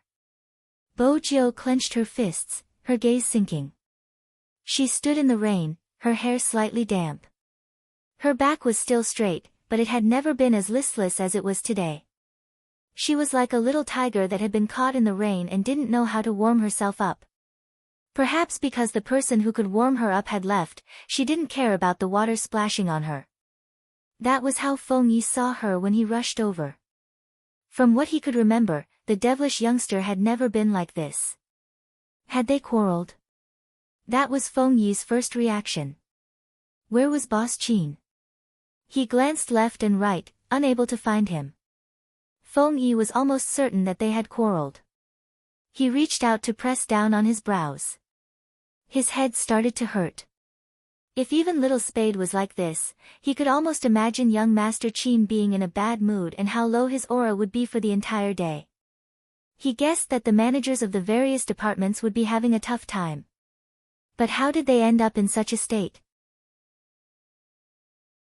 With young Master Chin's personality, even if he was angry, he would have taken little Spade away to teach her a lesson. Why did he leave her here? Feng Yi frowned, bringing Bojo into the car. It wasn't good to be drenched like this. He tried to communicate with the youngster. Weren't you fine just now? How did you end up like this after buying some medicine? Bojo glanced out of the window, the rainwater trailing down the ends of her silver hair. She didn't care, her handsome face tilted to the side, hiding her expression. Her mind was still ringing with that sentence. Since you don't want to be together, let's break up. Breaking up was only a matter of time. She had no choice but to reject it. She had overestimated her tolerance. Just a few words could affect her to such an extent. If she waited until the Almighty found out about her identity, he would frown and look at her in disgust. She probably wouldn't be able to take it. Bojo reached out to press her fringe down. When her phone rang, her voice was slightly hoarse. Hello. It was a call from the school. Bojo's boarding application had been approved and the school had asked her to bring her luggage over. Even if she still had to participate in the competition, she still had to follow the school's basic procedures. In reality, Bojio wasn't in the mood to think about what the other party had said. But she could do something to distract her. If she stayed in the school, it wouldn't be too abrupt when she left. Bojio had been stalling for time. She understood all too well that no one would feel good when someone suddenly disappeared. But if everyone knew that the person beside them was an international criminal, He Honghua would probably be frightened. She didn't want to see that. This time, she had used her identity to return, which meant that some people were already aware of her return. Among them, there would be people who wanted her dead. If they found out about her identity, He Honghua would be in danger. Hence, she had to leave. Just like back then, even if she didn't want to leave her puppy without saying goodbye, she still had to leave. Bojio still remembered that night. After she had climbed onto the balcony, she had used a lot of strength to enter his room. In order to prevent her from attacking him at night, he had always placed some flowers and plants on the balcony. At that time, she hadn't cared about those things. After sneaking into the room, she had looked at him sleeping on the bed and leaned over to kiss his face. She thought that she might as well carry him away. She was strong anyway. But Bojio knew that her puppy wouldn't leave with her. He had his own things to do and his own family. It would be boring to watch her typing every day. And he would meet with danger. Just as her father had said, it wasn't suitable for the young lord of the hacker world to have friends around her. It was still raining outside. Droplets of rain fell on the car window. The Land Rover was very good at preventing rain, especially for military use. It was almost impossible to hear the sound of rain outside. But even so, the driver sitting in the driver's seat didn't dare to say anything at this time. Ever since his young master had entered the car, he had been sitting at the back without saying a word. Rainy days had always been his young master's taboo. Usually, his young master wouldn't go out at this time. This time, it was probably because young Master Joe was following him. Even though the weather wasn't good, his young master didn't seem to be uncomfortable. But now, where was young Master Joe? The driver didn't dare to ask this question because his young master's expression was unprecedentedly cold. Qin Mo didn't feel anything. From the start till the end, his left hand hadn't loosened. There was a box of medicine in his left hand. The box of medicine had been squeezed to a certain extent. Qin Mo's fingers were still the same as before, not softening in the slightest. If it wasn't for this box of medicine. Perhaps he could have told himself. He was different in that fellow's heart. Even though that fellow had many secrets. In front of him, she would treat him sincerely and wouldn't reject being with him. But now that he thought about it, he was the one who said they wanted to be together. It could be said that he had forced her. In her heart, perhaps he wasn't that different. But he was wrong to think that she treated him the same way he treated her. That feeling was as though he had taken a step forward confidently but didn't notice the steps in front of him. He missed his step and fell down with his head bleeding. The pain was unbearable. Qin Mo loosened his left hand and glanced at the car window. After the car reached the military courtyard, he remained in the same position. Movie Queen had just finished shopping with He Honghua. She had wanted to sit with Jill for a chat, but when she opened the car door, only her son was left. What was this? Movie Queen arched a brow and looked at her son's face. Qin Mo alighted from the car, not caring if there were any raindrops on him. He said faintly, "I'm tired, I'll head upstairs first." The intelligent Movie Queen quickly realized that there was a problem. She wanted to head upstairs to ask him but felt that as a parent, she shouldn't interfere with her child's relationship. After entering the room, Qin Mo acted as though nothing had happened. He unbuttoned his shirt and threw his clothes to the side before entering the bathroom. He allowed the water to splash on his head, as though he was trying to clear his head. Indeed, he was much more clear-headed. At the very least, he knew that person's true thoughts. In hindsight, what was so good about that person? She had never been willing to listen to him, much less take him seriously. When had he, Qin Mo, been so lowly? Qin Mo chuckled. But the smile didn't reach his eyes. The coldness in his body didn't seem to be dissipating. Instead, it became thicker after he came out of the bathroom. He sat there, looking at his open laptop. His neck tilted back. Enough. It was indeed enough. But even though he said that, after Chin Mo came down from the stairs, Movie Queen and noticed something different about her son. For example, he kept looking at his phone. He seemed to be waiting for someone's message.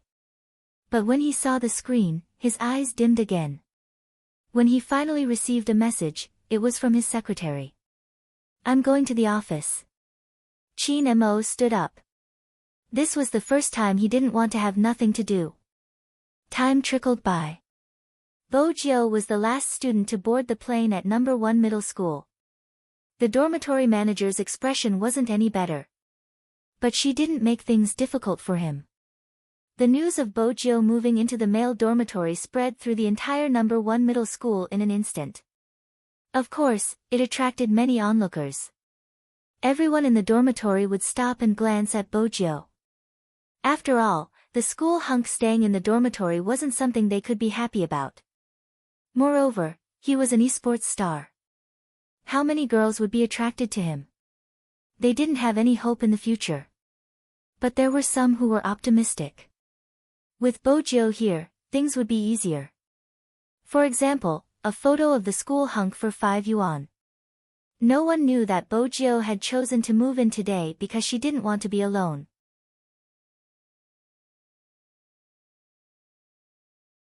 Chapter 958. The environment in the male dormitory could be described with 3 words: dirty, messy, and bad. Bo Jio carried her suitcase in. The person who was cooking instant noodles stilled. He hurriedly pulled out the plug and glanced to the side. It couldn't be, the school hunk was staying in our dormitory. There were 6 people in the dormitory, including Bo Jio. One of the other 5 was a thorny student from number 1 middle school. The thorny student laughed coldly. He still didn't like Bo Jio. He glanced to his left and right, intending to walk over in an imposing manner. But Bo Jio threw her suitcase up, stuffing one hand into her pocket. She was wearing her school uniform, her jacket half open. She stood sideways, looking as fierce as ever since she entered the school. Even her eyes were cold. I'm not in a good mood today. Don't provoke me. The thorny student was even more displeased. Didn't she know there were rules in the dormitory? How dare she be so arrogant in his territory? What did she mean? I say, do you still want to live? Before the thorny student could finish his sentence, he reached out to grab the youngster's wrist. But the youngster twisted it cleanly. There was a loud bang. The thorny student was slightly dizzy from the fall. He glanced at the chandelier in the dormitory and shook his head. F***ck, why hadn't anyone told him that the top student was so good at fighting?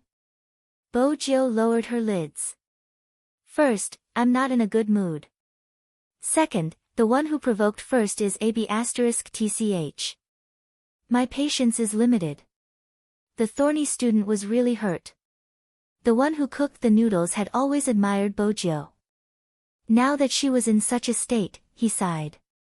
He hadn't expected the expert in the game to be so good in real life. The thorny student was convinced. He changed his attitude, and after he got up, he cleared a spot for Bo Jio, pouring her tea and water. Bo Jio sat on the only wooden chair in the dormitory. Her head hurt. She had never thought of being so domineering. But it seemed like she couldn't change her image anymore.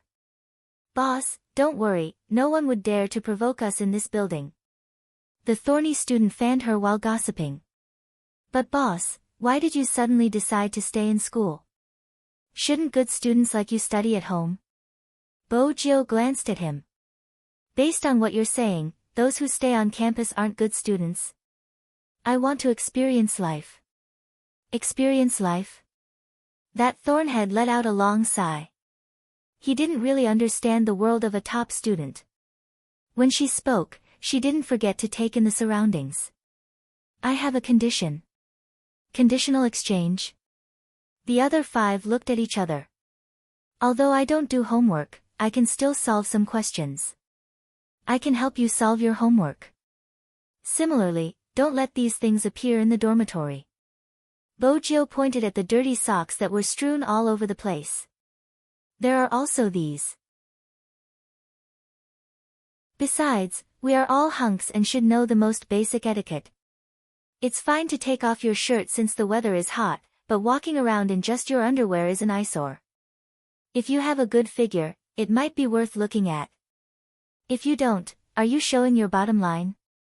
The boy, who was only wearing a pair of underwear, inexplicably felt like he had been shot.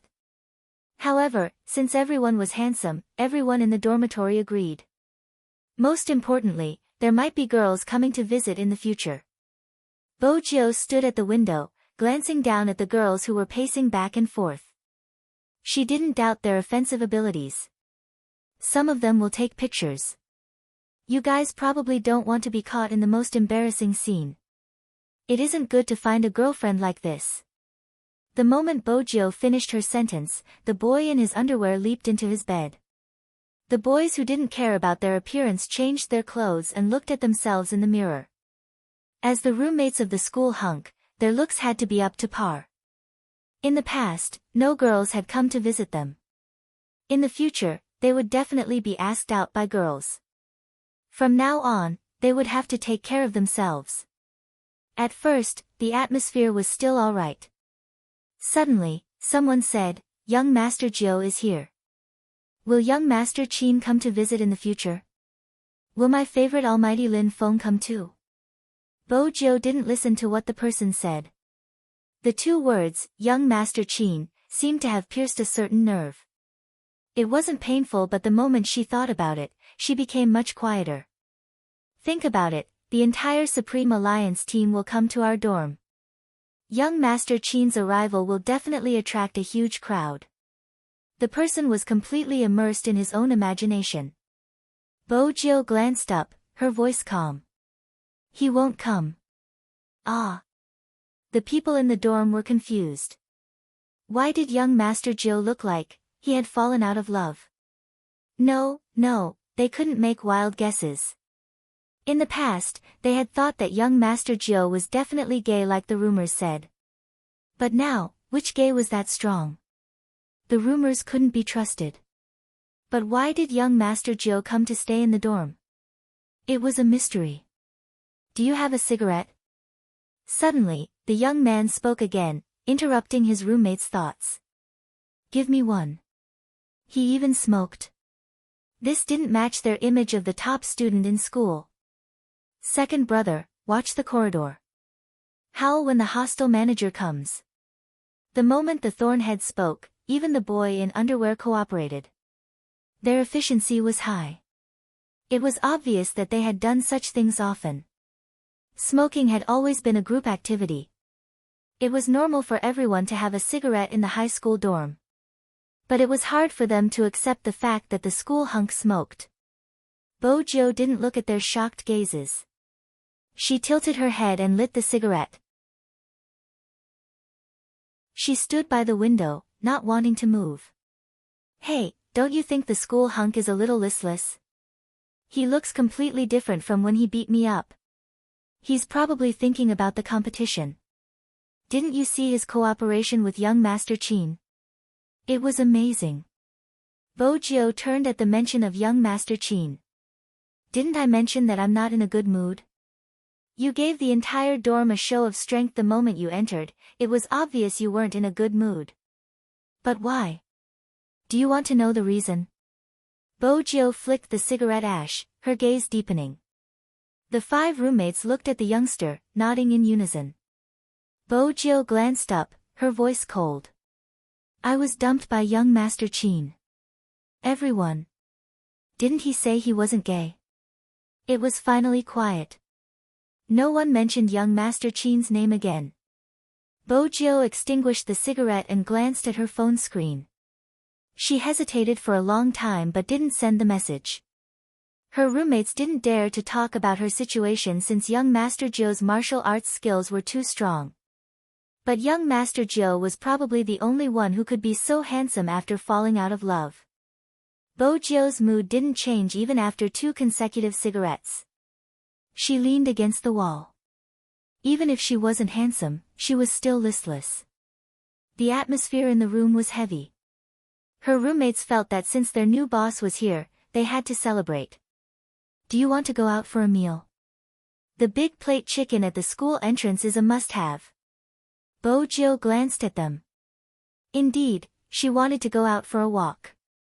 Staying here like this made her feel stifled. Let's go. Bojio extinguished the cigarette and walked out. There was a new scenery in number 1 middle school today. The other 5 walked in front. The youngster stuffed her hands into her pockets and followed behind. She wore a black mask and lowered her head to look at her phone. The girls passing by felt their hearts go out of control. Ever since Bojio joined the competition, she hadn't been to school much. Now that she was living in the dormitory, it became a benefit for the girls. The legendary big plate chicken was just opposite the school. It was just a road away. Since it wasn't summer break yet, the weather wasn't particularly hot. Setting up a stall outside the shop and enjoying the natural breeze while eating was a form of enjoyment for the male high school students. Beer was a must. Since she didn't have any lessons today, she was just living in the school. Thorny took a bottle of beer. Just as he was about to pour half a glass for Bojio, the youngster took a bottle over. She bit down on it, opened the cap and gulped it down. The 5 roommates were stunned once more. They watched as the youngster drank without a change in expression. Their school hunk was indeed a ruthless character.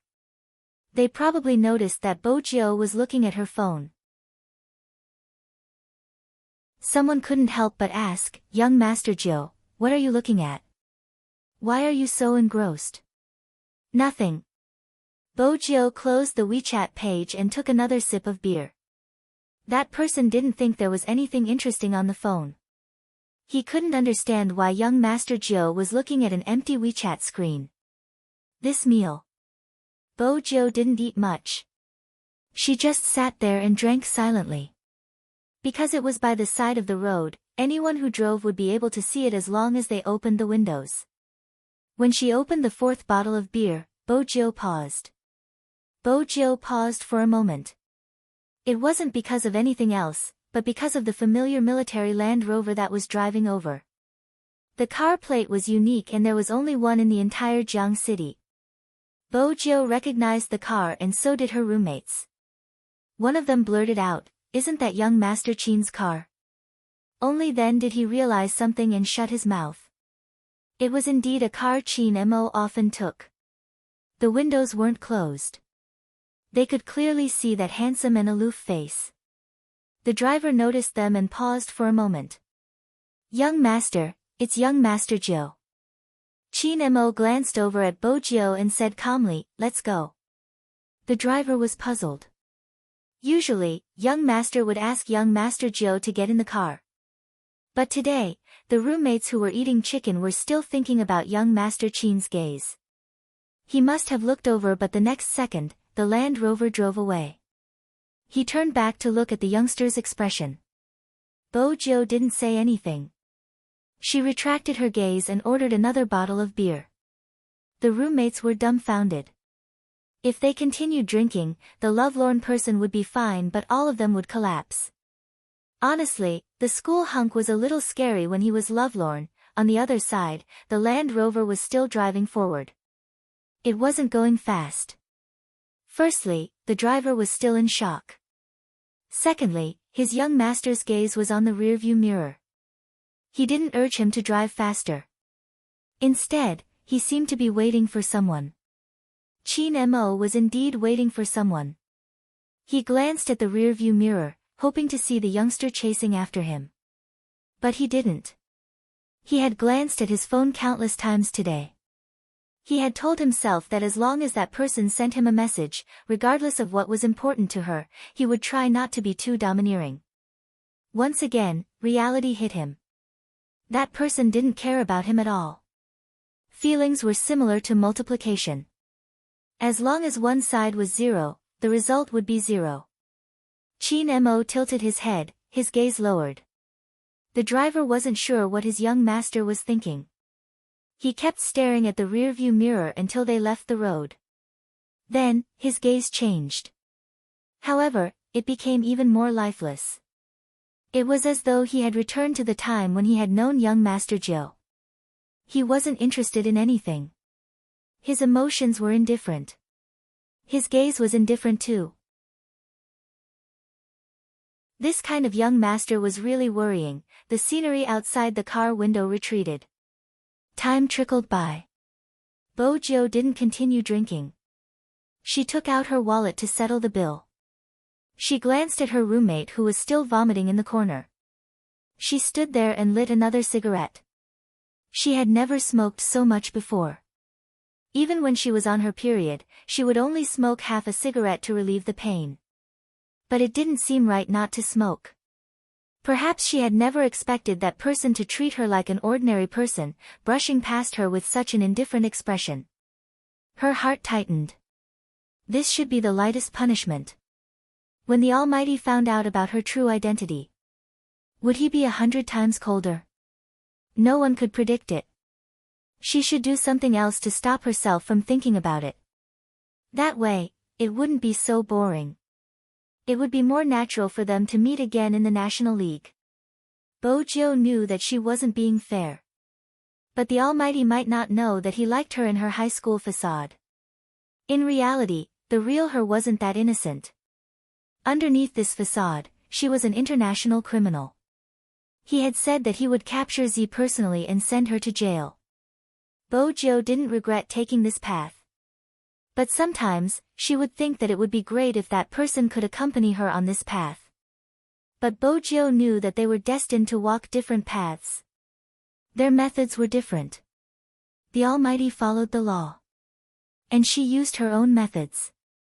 If it was possible, she hoped that in his heart, she would be the person he wanted to separate from and not a criminal. Chin Group Club. Numerous laptops were switched on at the same time. A meeting was being held in the meeting room. Anyone with eyes could see that Boss Chin's pressure was lower than any other day. It was probably too low. He wasn't even paying attention during the meeting. But to them, it wasn't that bad. Other than the slight fear, everything else was fine. The moment the words, "meeting" ended, were heard. The managers fled the scene hurriedly. Feng Yi had wanted to talk to him about Little Spade, but from the looks of it, anyone who mentioned that name wouldn't have a good ending.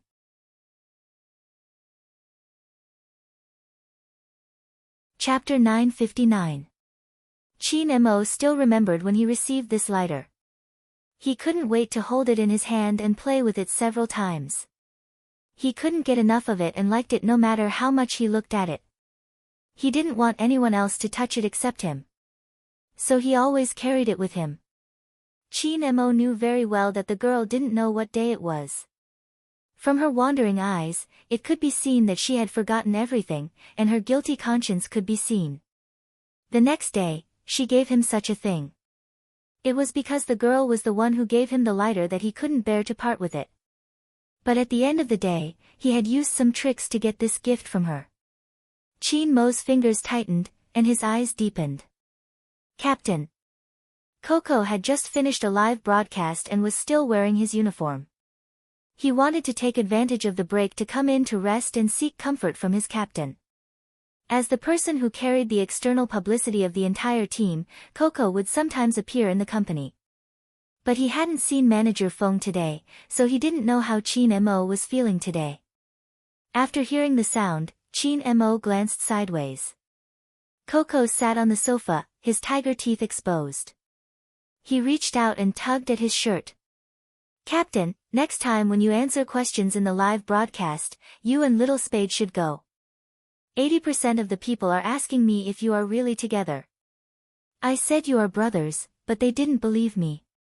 I'm not good at lying, so I almost exposed you. Coco spoke for a while.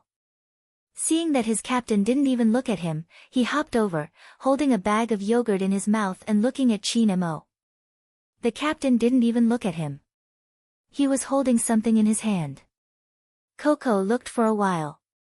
He really didn't understand what was so good about this little thing. Why would the captain look at it for so long?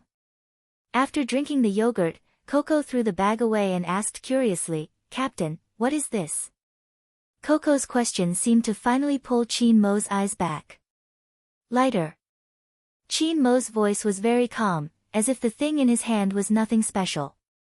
Coco widened his eyes. "This is a lighter. This shape. It looks good. Where did you buy it?" Chin Mo remained silent. But even so, Coco didn't notice that his captain was in a bad mood.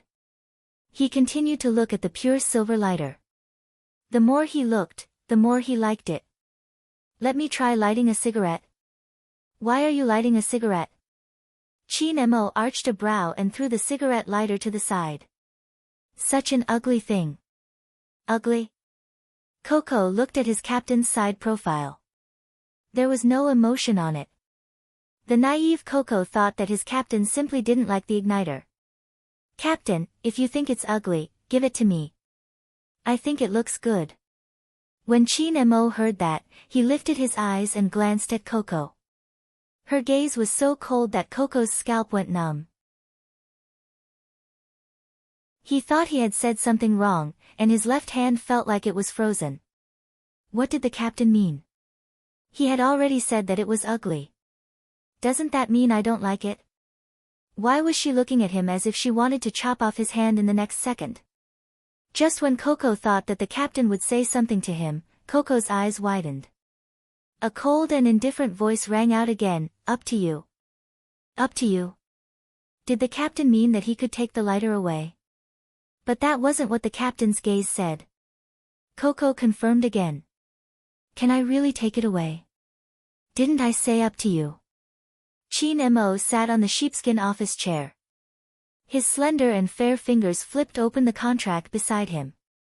He had a handsome face, but there wasn't a trace of warmth in his voice. Instead, it was cold for no reason. Coco saw that his captain's expression was really unfriendly. He could only shut his mouth and tentatively reached out to touch the electronic lighter. Seeing that there wasn't any reaction, he gathered his courage and put it in his pocket. He turned to leave. Chin Mo, who was sitting on the office chair, paused for a moment. When he came back to his senses, the words came out of his mouth. "Put it back." Coco turned back to look at his captain. His gaze was a little shocked. After all, his captain had never gone back on his words. After Chin Mo met Coco's gaze, his voice became faint. "You can choose another one. Didn't you always like the mouse I used before?" When Coco heard this, his focus immediately shifted. He put the lighter on the table and said excitedly, "Captain means that I can take that mouse." "N." Chin Mo said, holding the lighter in his hand again. Of course, Coco saw this scene. He was very puzzled. What did the captain think of this lighter? If he said it wasn't important, why did he treasure it so much? One had to know that the captain's mouse was a limited edition. Whether it was the feel or the appearance, it was first class. In the past, he wouldn't even let him touch it. Now, in order to keep the lighter, he directly abandoned the mouse. If he said it was important, just now, the captain seemed to want to throw it away. What was going on? Before Coco could figure it out, he was picked up by Feng Yi, who came to arrange work.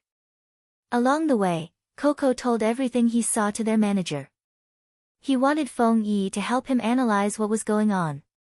After listening, Manager Feng frowned even more.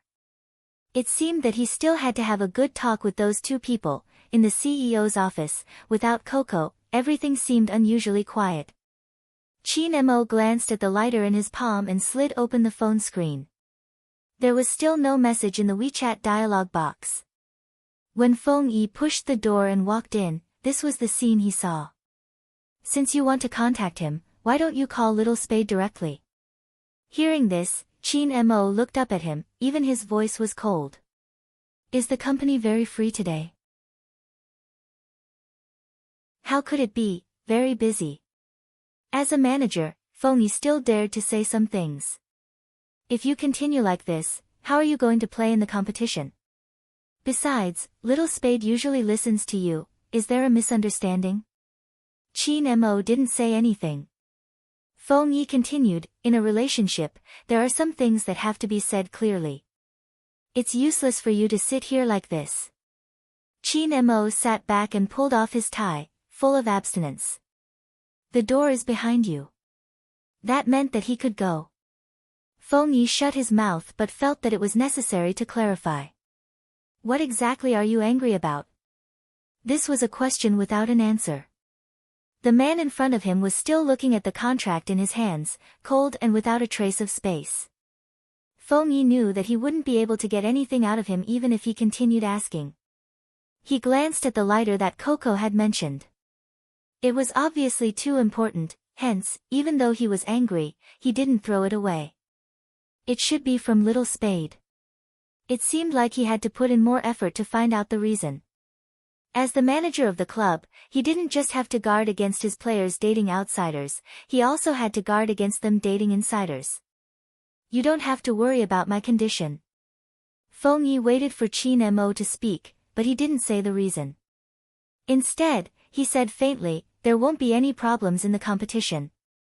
At this point, Feng Yi didn't know what else to say. He could only solve the problem from the side. To solve the problem from the side was to ask the other party. After leaving the office, the first thing Feng Yi did was to call Bojio.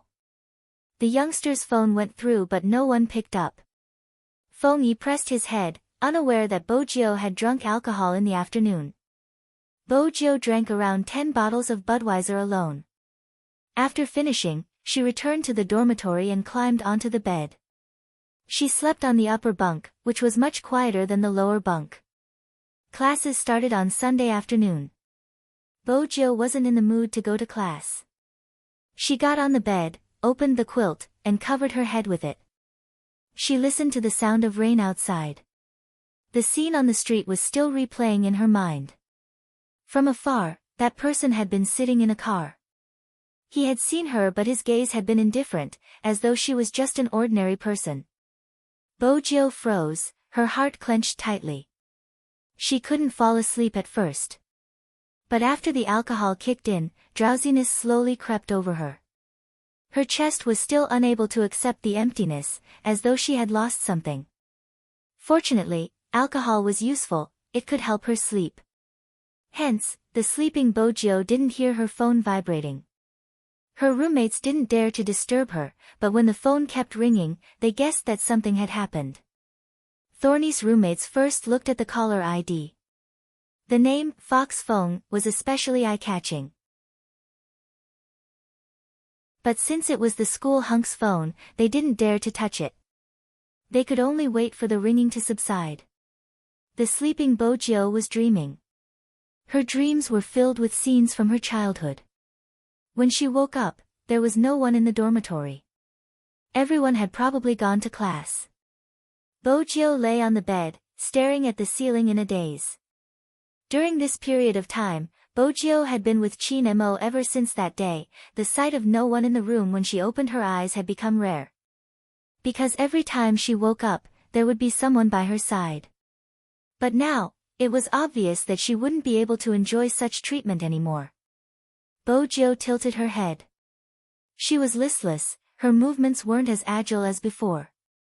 Coincidentally, the headmaster had brought someone from the student council to check on the dormitory.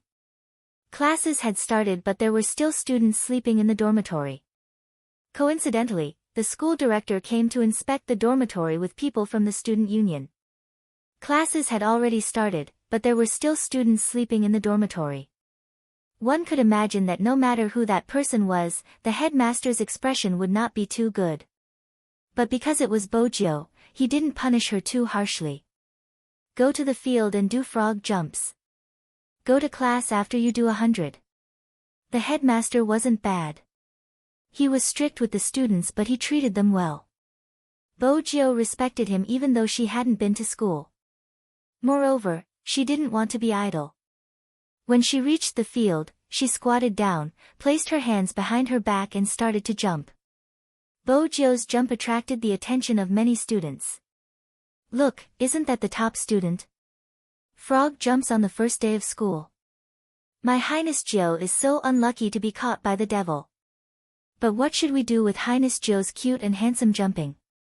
Some of the students from the normal classes started to discuss openly. The teacher standing on the podium knocked heavily on the blackboard. Pull your attention back. It seemed like she would have to discuss with the headmaster. Even if she wanted to punish someone, she couldn't do it on the field. It was too eye-catching. It was indeed eye-catching. With Bojio's silver hair and face, it was rare to see her jumping with her hands behind her back. It was no wonder people wanted to see it. But as the saying went, enemies were bound to meet on a narrow road. Number 1 middle school and number 2 middle school were close to each other. Even though the useless number 2 middle school's field wasn't as big as number 1 middle school's field. However, the two fields were also next to each other, separated by a net. It was common for middle year 2 youngsters to be punished. However, the moment he stepped out, he saw Bojio bouncing on the number 1 middle school field. Instantly, he became excited. He didn't even care about the teacher who was hitting him with a book. He ran over and asked Bojio, "Hey, what were you punished for?" Bojio didn't reply. The teenager continued, "Let me tell you, I'm being punished unjustly this time. Do you still remember when I asked you to play for me to confirm my relationship with my girlfriend? I just went to your number 1 middle school and gave my girlfriend lunch. I even used the roses planted in the school to prove my innocence. Not only did your director get angry when he saw me, he even punished me." Bojio slowed down. She glanced at him and said slowly, "That's a good punishment. I can't stand people like you who show affection everywhere." The number 2 middle school youngster, it took time for the frog to jump. The school hunk of number 1 middle school and the boss of number 2 middle school were punished at the same time. But one of them was clean and handsome from start to finish. The other one was hit on the head by the headmaster. Shui Yao Yao saw the scene too. She placed the pencil in her hand aside, her gaze on the youngster didn't retract. The school had to pass the test in order to successfully participate in the National League. Hence, Bojio had always been cooperative. The headmaster was satisfied with the youngster's attitude and didn't call his parents. Bojio was also glad that his parents weren't notified. After all, Qin Mo's name was written in her contact list. But after this time, even if he was notified, he probably wouldn't come. Bojio sat on the edge of the field. Bojio sat at the edge of the field, using the back of her hand to wipe the sweat that was dripping down her sharp chin. The fangirls couldn't control themselves. The teachers probably knew that no one was listening to this class. Everyone's attention was on the field. But Bojio's attention was on her phone. She couldn't be too presumptuous in front of the headmaster. She found a secluded place and wanted to call manager phone.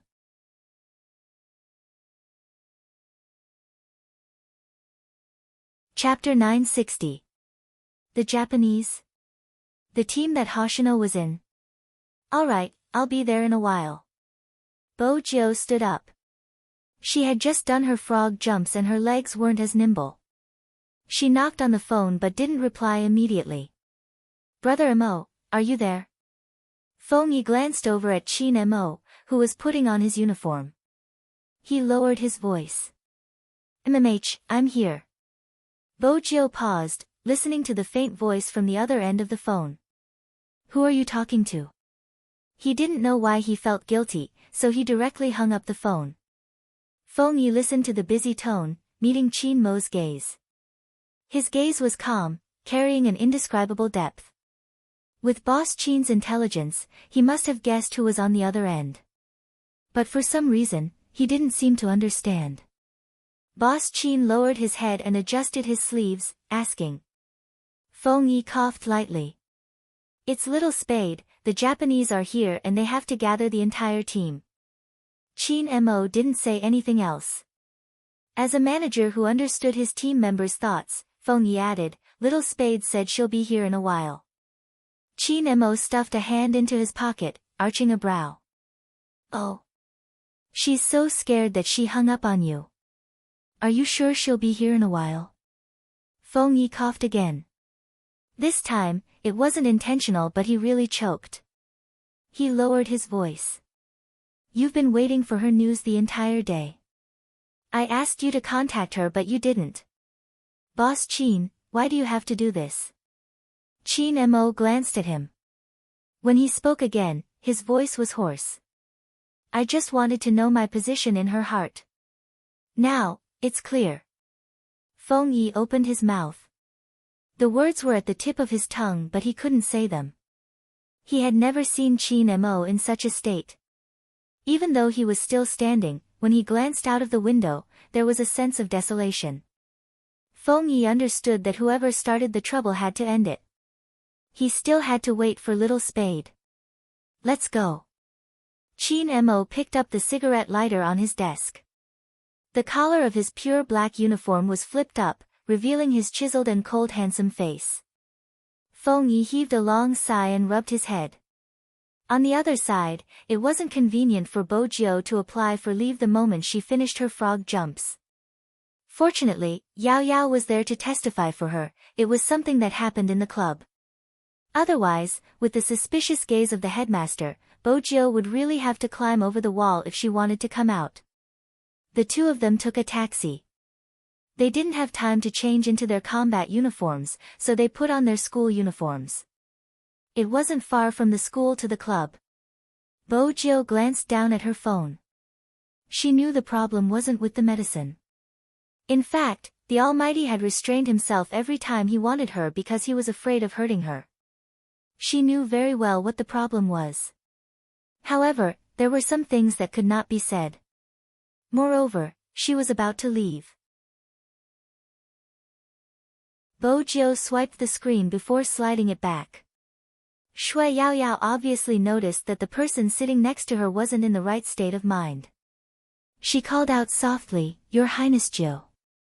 Bo Jiu glanced over. What is it? Is something the matter? Shui Yao Yao asked directly. Bo Jiu paused for a moment before smiling. Nothing much, I made a mistake and am reflecting on it. Face the wall in front of my phone and reflect? Shui Yao Yao didn't understand. Bo Jiu glanced at the WeChat page again, thinking about how the person she was going to meet would treat her like a stranger. Her eyes dimmed and her silver hair drooped down. Shui Yao Yao paused. She didn't look like she was fine. But that was probably how Bo Jiu was. When there was no one around, no matter how lazy and dispirited she was, it wouldn't affect her devilish nature. Hence, when she reached the club, she saw a baby-faced person pointing at her. That's the guy I'm going to PK with. Bo Jiu swept him a glance, her voice nonchalant. Who are you? The baby-faced person's eyes widened. How can you not know who I am? Are you very handsome? Why should I know you? Bo Jiu walked forward, her gaze sweeping over the baby-faced person's combat uniform. She arched a brow. The baby-faced person noticed her gaze, straightening his body. You should know now, I just defeated one of your members. How is it? Do you want to PK with me? Bo Jiu paused, a hint of a smile on her face. I'm the first official member of our team to arrive. Is there anything to be proud of when the Japanese's first member defeated our reserve team? Bo Jiu seemed to be more lethal when she wasn't in a good mood, even her words were sharper than usual. Shui Yao Yao thought, Her Highness Jiu must have spent a lot of time with the Almighty, her venomous tongue must have picked up at least 80% of her skills. The baby-faced person's face flushed red. Unfortunately, he had only fought with reserve team members, he hadn't fought with an official member of Supreme Alliance. With Bo Jiu's words, he felt a suffocation in his chest, unable to take it down. At this moment, a chuckle came from the sky. Isn't that easy? Let's find an official member to PK and see Supreme Alliance's strength. It was Watanabe. As he spoke, he glanced at Yu Cixin. Captain, am I right? Yu Cixin still had his long hair, but there wasn't a hint of femininity. When he glanced at Bo Jiu, his gaze deepened. He yawned lazily. Watanabe, How many times do you want me to repeat myself? Supreme Alliance is the club's decision, it's just an exchange, not a competition. Watanabe wanted to continue, but Bojio saw his gaze deepen. Bojio watched as the pretty boy's gaze deepened. With a lazy tone, he said, "In China, only the national champion has the right to compete with us." With that, Bojio glanced at the person. Meinan smiled at her and walked over. As he brushed past her, he said, "I'm curious. What's your relationship with Hoshino? Why does he pay so much attention to you?" Bojio glanced up, her lips lifting. Yusishin waited for the youngster to speak. Just then, a familiar voice came from behind. "You can ask me if you want to know." "Captain, when did you start being so nosy?" Yusishin turned towards the person who spoke. He was wearing the same uniform as him, his brows clear but his gaze was filled with warning. Yusishin chuckled. "All right, tell me, what do you see in him?" "I admire his gaming skills." Hoshino glanced at Yusishin. "I've said that before." Yusishin knew that Hoshino was starting to get unhappy. He didn't want to test his limits, so he stuffed his hands into his pockets. "It's just a joke, why are you so serious?" Mr. Yusishin might have gone overboard with his joke. Another voice rang out. It was faint, slightly cold, and had a unique feel to it. Bojio didn't turn. She felt a warmth coming from her wrist, with a faint fragrance and a hint of tobacco. The familiar scent surrounded her along with the warmth. The next second, she saw the beautiful curve of his jaw. "My teammate doesn't know your teammate," Chin-mo said, glancing down at her. He glanced down at Bojio. "It's better not to make some jokes, don't you think?" Bojio caught a glimpse of something else in his eyes, but before she could get a clear look, the Almighty shifted his gaze away. At the same time, he also let go of her wrist. His side profile was indeed as she had imagined, indifferent without a trace of warmth. Lin Feng, who didn't know how to read people's expressions, leaped over and said to Bojio, "Little Spade, what's going on with you and Captain? Why is he treating you differently? Is he starting to feel bored and cold towards you? Don't worry, if Captain dares to abandon you, I'll stand by your side even if I have to take the risk of rebelling." Lin Feng's voice was soft, only the two of them could hear him. Bojio remained silent. Lin Feng felt that this matter had to be changed. "Look at me, I'm so responsible. After sleeping with Yunhu, I immediately told the surrounding people to stop having any ideas about me. I'm going to have a family in the future, you have to let Captain know about this so that you can take the initiative." Bojio had mentioned that she hated people who showed off their affection the most. She glanced over, her tone calm. "You're the one who takes the initiative. Your lips are already torn, your words aren't convincing. If you don't have the strength to resist Almighty Yun's kisses, just say it, I won't laugh at you."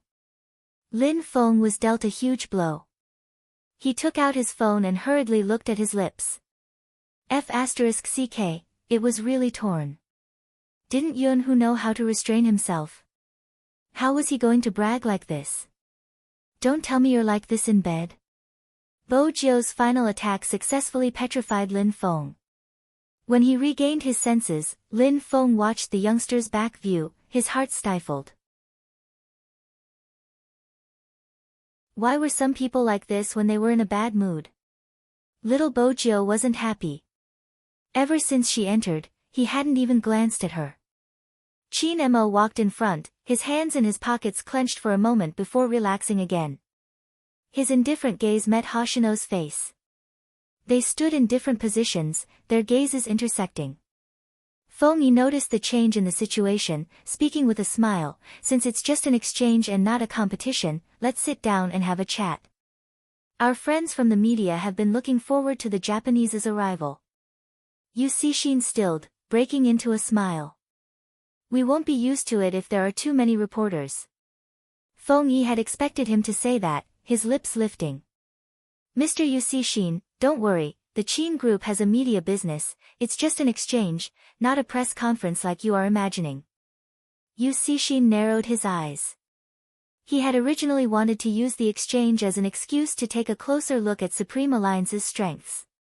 He hadn't expected them to use this as an excuse. It was no wonder Supreme Alliance was the wealthiest team in the industry. Supreme Alliance's manager was indeed an unscrupulous businessman. Actually, that wasn't the only reason Feng Yi had called the media over. It was because of Qin Mo's abnormal state. The media was there to remind Boss Qin that even if they had a conflict, it couldn't be displayed in front of other teams. Both of them were able to keep their composure. But because of their composure, Feng Yi was worried they would explode. After all, no one had ever been able to guess young Master Qin's thoughts correctly. A meeting between two teams, one of which was the Japanese, would be newsworthy. Even if the entire Japanese team wasn't present, Hoshino and Yu Cixin represented the entire Japanese team. Their captain and vice-captain were world-class esports experts who rarely showed their faces. Every word would become a headline in esports. The doll-faced man couldn't be rash even if he wanted to compete with Bojio. Both teams were good-looking, even if there was enmity between them, it wouldn't be displayed at such a moment. Etiquette was a basic rule of etiquette for both teams. Hence, it was a real exchange. Bojio wasn't interested in conversing. She sat very close to Hoshino and turned to glance at him. Hoshino could guess what she wanted to ask, sending a message over. "I've found out about Rao Rong, I'll send you the information when I get back." Bojio replied, "Okay." The receptionist walked over with a tray of fruits and tea. Feng Yi had arranged for this to be a friendly gesture. But the moment the receptionist placed the tray in front of Bojio, Hoshino interrupted.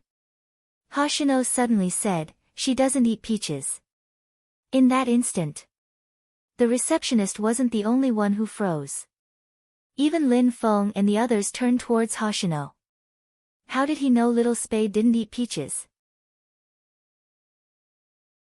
They had interacted with Little Spade for so long and yet, he didn't seem to eat peaches.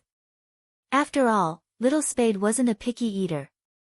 Hoshino seemed familiar with something they didn't know. Even though Lin Feng was naive, he was still sensitive to such matters.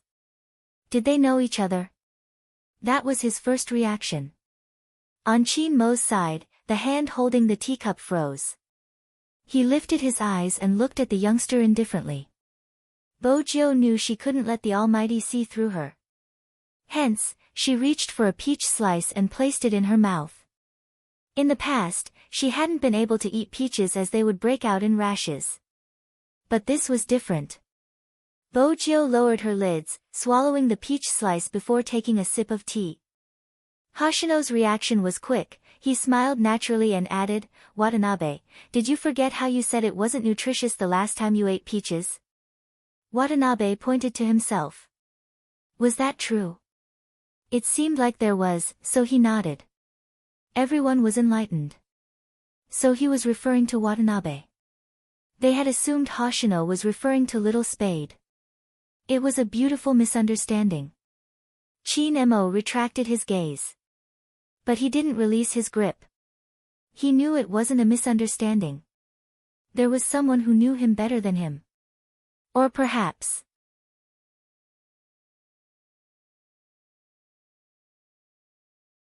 Chapter 961. Qin Mo's gaze turned cold. There was an obvious change in the atmosphere. His pitch-black eyebrows were raised, and his expression was frosty. Sitting beside him was Lin Feng, the one who didn't know how to read people's expressions. He turned towards Hoshino. "I heard from Mr. Hoshino that you admire our Little Spade." Hoshino didn't avoid the question. Instead, he turned to Bojio and smiled faintly. "Yes." When Hoshino said the word, "yes," Qin Mo's gaze deepened. Lin Feng still wanted to ask something, but he was stunned by the cold aura emanating from his captain. He could only shrink his head back. But even if Lin Feng didn't ask, it didn't mean Hoshino wouldn't continue. He seemed to have something to say to his fans since there were reporters around. "I've watched every single one of Spade Z's matches.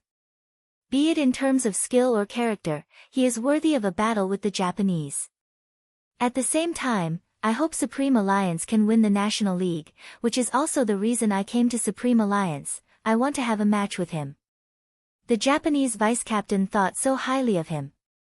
If this video was broadcasted, to a certain extent, it would definitely reduce the existence of some anti-fans. After all, Hoshino's words were right there. His fans would also treat Spade Z as a decent opponent. Most importantly, it was time for some people to calm down. Even Hoshino recognized Spade Z's ability. Those who had been saying that Bojio had gotten to where she was because of their relationship had to think twice before they spoke, even if they weren't willing to admit it. Japan's influence in the esports industry. The strongest player in Asia had never failed before. Even the video of Hoshino's 1v3 against Xiangnan team was still on the internet. Almost everyone knew that he was a very low-key person. For him to give such an evaluation to Spade Z, most of the rumors would collapse on their own. Sensing the value of the news, the media at the scene immediately started a live broadcast. After all, they didn't expect Hoshino to admire a newcomer so much. For some reason, Feng Yi felt that it was dangerous to continue this topic. He glanced at his boss's side profile and forcefully changed the topic. Thank you for your kind words, Mr. Hoshino. Supreme Alliance will fight well in the upcoming finals. It seems like Supreme Alliance is confident in themselves. The person who said this was Yu Cixin. When he smiled, he gave off a dangerous vibe like that of a wild leopard. When he said this, he looked at Qin Mo. If Hoshino wanted to play against Spade Z, he wanted to see just how powerful the legendary 3000 knife cutting was. Watching other people's matches, one could only see the surface. If one didn't fight personally, how would one know who was stronger? Facing such a gaze, Qin Mo's handsome face didn't change at all. It seemed as though no matter what Yu Cixin said, it wouldn't affect him. This made Yu Cixin raise his eyebrows. He really wanted to fight with this team that made Hoshino look at them in a different light. On one hand, he wanted to understand why Hoshino was so interested in this team. On the other hand, he knew that Qin Mo's win rate was higher than his in the individual competition records. Qin Mo's name had once been a legend in the esports industry. They had thought that they would be able to compete with this person back then, but they didn't expect Supreme Alliance to not even make it to the national finals. Therefore, it wasn't difficult for the Japanese to win that match. At that time, some of the seniors were still glad that Supreme Alliance didn't participate. But in his eyes, Hoshino was the person he wanted to study the most. As for Qin Mo, he was a suitable opponent. Yu Cixin lifted the edge of his lips. The reporters filmed the scene and pulled the topic back to Hoshino. Almighty Hoshino admires Spade so much, but he doesn't seem to have interacted with Spade before. Hoshino laughed, taking out his phone and showing them the screen. I've followed him but Spade hasn't replied. I'm still waiting. He really followed him. Why didn't they know? The reporters at the scene felt that their ability to capture news was terrible. Unbeknownst to them, Hoshino had added him before he came to the club. It was to make everything seem logical. Bojio, who was familiar with him, understood his thoughts quickly. Even without any verbal communication, just a glance was enough to know what he was thinking, making everything seem logical. Bojio smiled. I don't usually use the official Weibo account, I'm going to reply now. With that, she took out her phone, her slender and fair fingers unlocking the screen. After logging in, she clicked on the latest follow. It was a simple exchange of fans, but it immediately caused a wave of discussion online. Especially Hoshino's fans. My almighty Hoshino actually follows other teams, that doesn't make sense. Who is this Spade Z? I've never heard of him, is he from our country? I just went to search, he's the FC King of China's Zone C, Supreme Alliance's super rookie. Almighty Hoshino is interested in him. Previous poster, don't go off topic, I think it's a friendly follow. When has almighty Hoshino ever followed others? I didn't see him like this during the International League. Take a look at the interview online. Almighty Hoshino said he wants to have a good match with Spade Z. He must be strong if he can attract Almighty Hoshino's interest. I've decided to take a look at this Chinese player. Faced with the sudden visit, the fans of Spade official fan club were a little confused, but that didn't stop them from welcoming him in a friendly manner. In an instant, Bojio's negative comments on the internet lessened. After all, Hoshino was the first to follow Bojio. With the addition of the interview, the topic of discussion soared. The media seized on this point, hoping for more interaction between Bojio and Hoshino. Lin Feng, who was sitting beside Qin Mo, felt a chill starting from his neck. Even his scalp felt numb. It wasn't because of anything else but his captain's grip on the teacup tightened, his eyes losing the last bit of warmth. Lin Feng saw with his own eyes that a layer of frost covered that handsome face in an instant. Qin Mo looked in the direction of the two, his cold and noble side profile expressionless. His gaze was deep and unmoving. Lin Feng could understand his captain's feelings. Hoshino was treating Little Spade too well. But according to Little Spade, wasn't his captain starting to give Little Spade the cold shoulder? Why did he care so much? Lin Feng felt that the relationship between two men was even more complicated than the relationship between a straight man and a woman. He couldn't analyze it, so he just shrunk his neck and acted as the background. This was to prevent the captain from giving him a look when he said something wrong and letting him experience it himself. Fortunately, the interview wasn't long. If not, Lin Feng suspected that the teacup would be crushed by his captain. Yu Cixin was the first to stand up. He stuffed a hand into his pocket and looked at Qin Mo. I hope the next time we meet Supreme Alliance, it will be on an esports competition. By the way, Mr. Qin, have you thought of a way to deal with Xiangnan?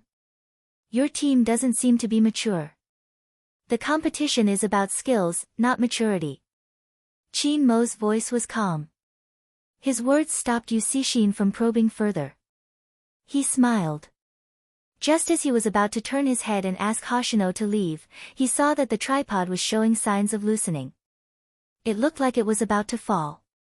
Bojio and Hoshino were still standing under the tripod. Qin Mo had obviously noticed it earlier than Yu Cixin because the moment Yu Cixin's pupils constricted, Qin Mo had already moved. What he hadn't expected was that at that moment, the youngster moved as well. The youngster moved as well. Her movements were extremely fast, just like what he had seen countless times. Whether it was her landing or her focus, they were all beautiful, including her reaching out to grab Hoshino's wrist and stepping to the side, using her back to block him. It was reflected in Qin Mo's eyes. At that moment, he remembered the start of the Cold War. He hadn't taken the initiative to look for her ever since. He hadn't taken the initiative to call or send any messages either. When he saw her, he would brush past her. He wouldn't even smile as a passerby. But she definitely didn't know. He was in so much pain. Because in her eyes, there was someone more important. There was a dull thud. Qin Mo's shoulder withstood the pressure. Everyone sucked in a breath of cold air. Even the staff member who was originally in charge of the camera showed a terrified expression. No one had expected the camera to malfunction. Everyone's face was pale. They covered their mouths as they watched the scene unfold. When Bojio heard the noise, she turned over and saw the Almighty standing behind her, blocking the thing for her. He looked into her eyes, his thick brows furrowed slightly from the pain. His aura was burning brightly. His eyes were as clear and deep as the sea, tinged with a faint ink that could drown a person. His handsome face gradually turned pale under the light. The paler his skin was, the harder it was for people to look away from him. It was as though she could see his thoughts through his skin. Bojio suddenly realized something. She let go of Hoshino and stood up, opening her mouth to explain. Qin Mo had already kicked the camera away, heading towards the exit, leaving her with nothing but coldness. This time, Bojio didn't hesitate. She chased after him. Hoshino chuckled, straightening himself and turning to the dumbfounded crowd. I never expected Spade Z to be so skilled in real life. Fortunately, Hoshino was there to smooth things over. Otherwise, Feng Yi wouldn't know how to continue the conversation. The Japanese had met with an accident in their territory. If the news got out, the consequences would be dire. Right now, Feng Yi was thankful for Little Spade's subconscious action. If it had been the other way around and Hoshino had protected Little Spade, Supreme Alliance would have been embroiled in a series of fights between anti-fans. The consequences would have been dire. Yusishin's emotions had already changed. He immediately rushed over and pulled Hoshino over. His voice was a little deep. How are you? Are you hurt? I'm fine. Hoshino turned, smiling faintly at Feng Yi. Fortunately, Spade was here, help me thank her. Yusishin's gaze dimmed. He glanced at the camera, his expression dark. But that was it. The media reports were basically about an accident during the interview and how Spade Z had protected Hoshino.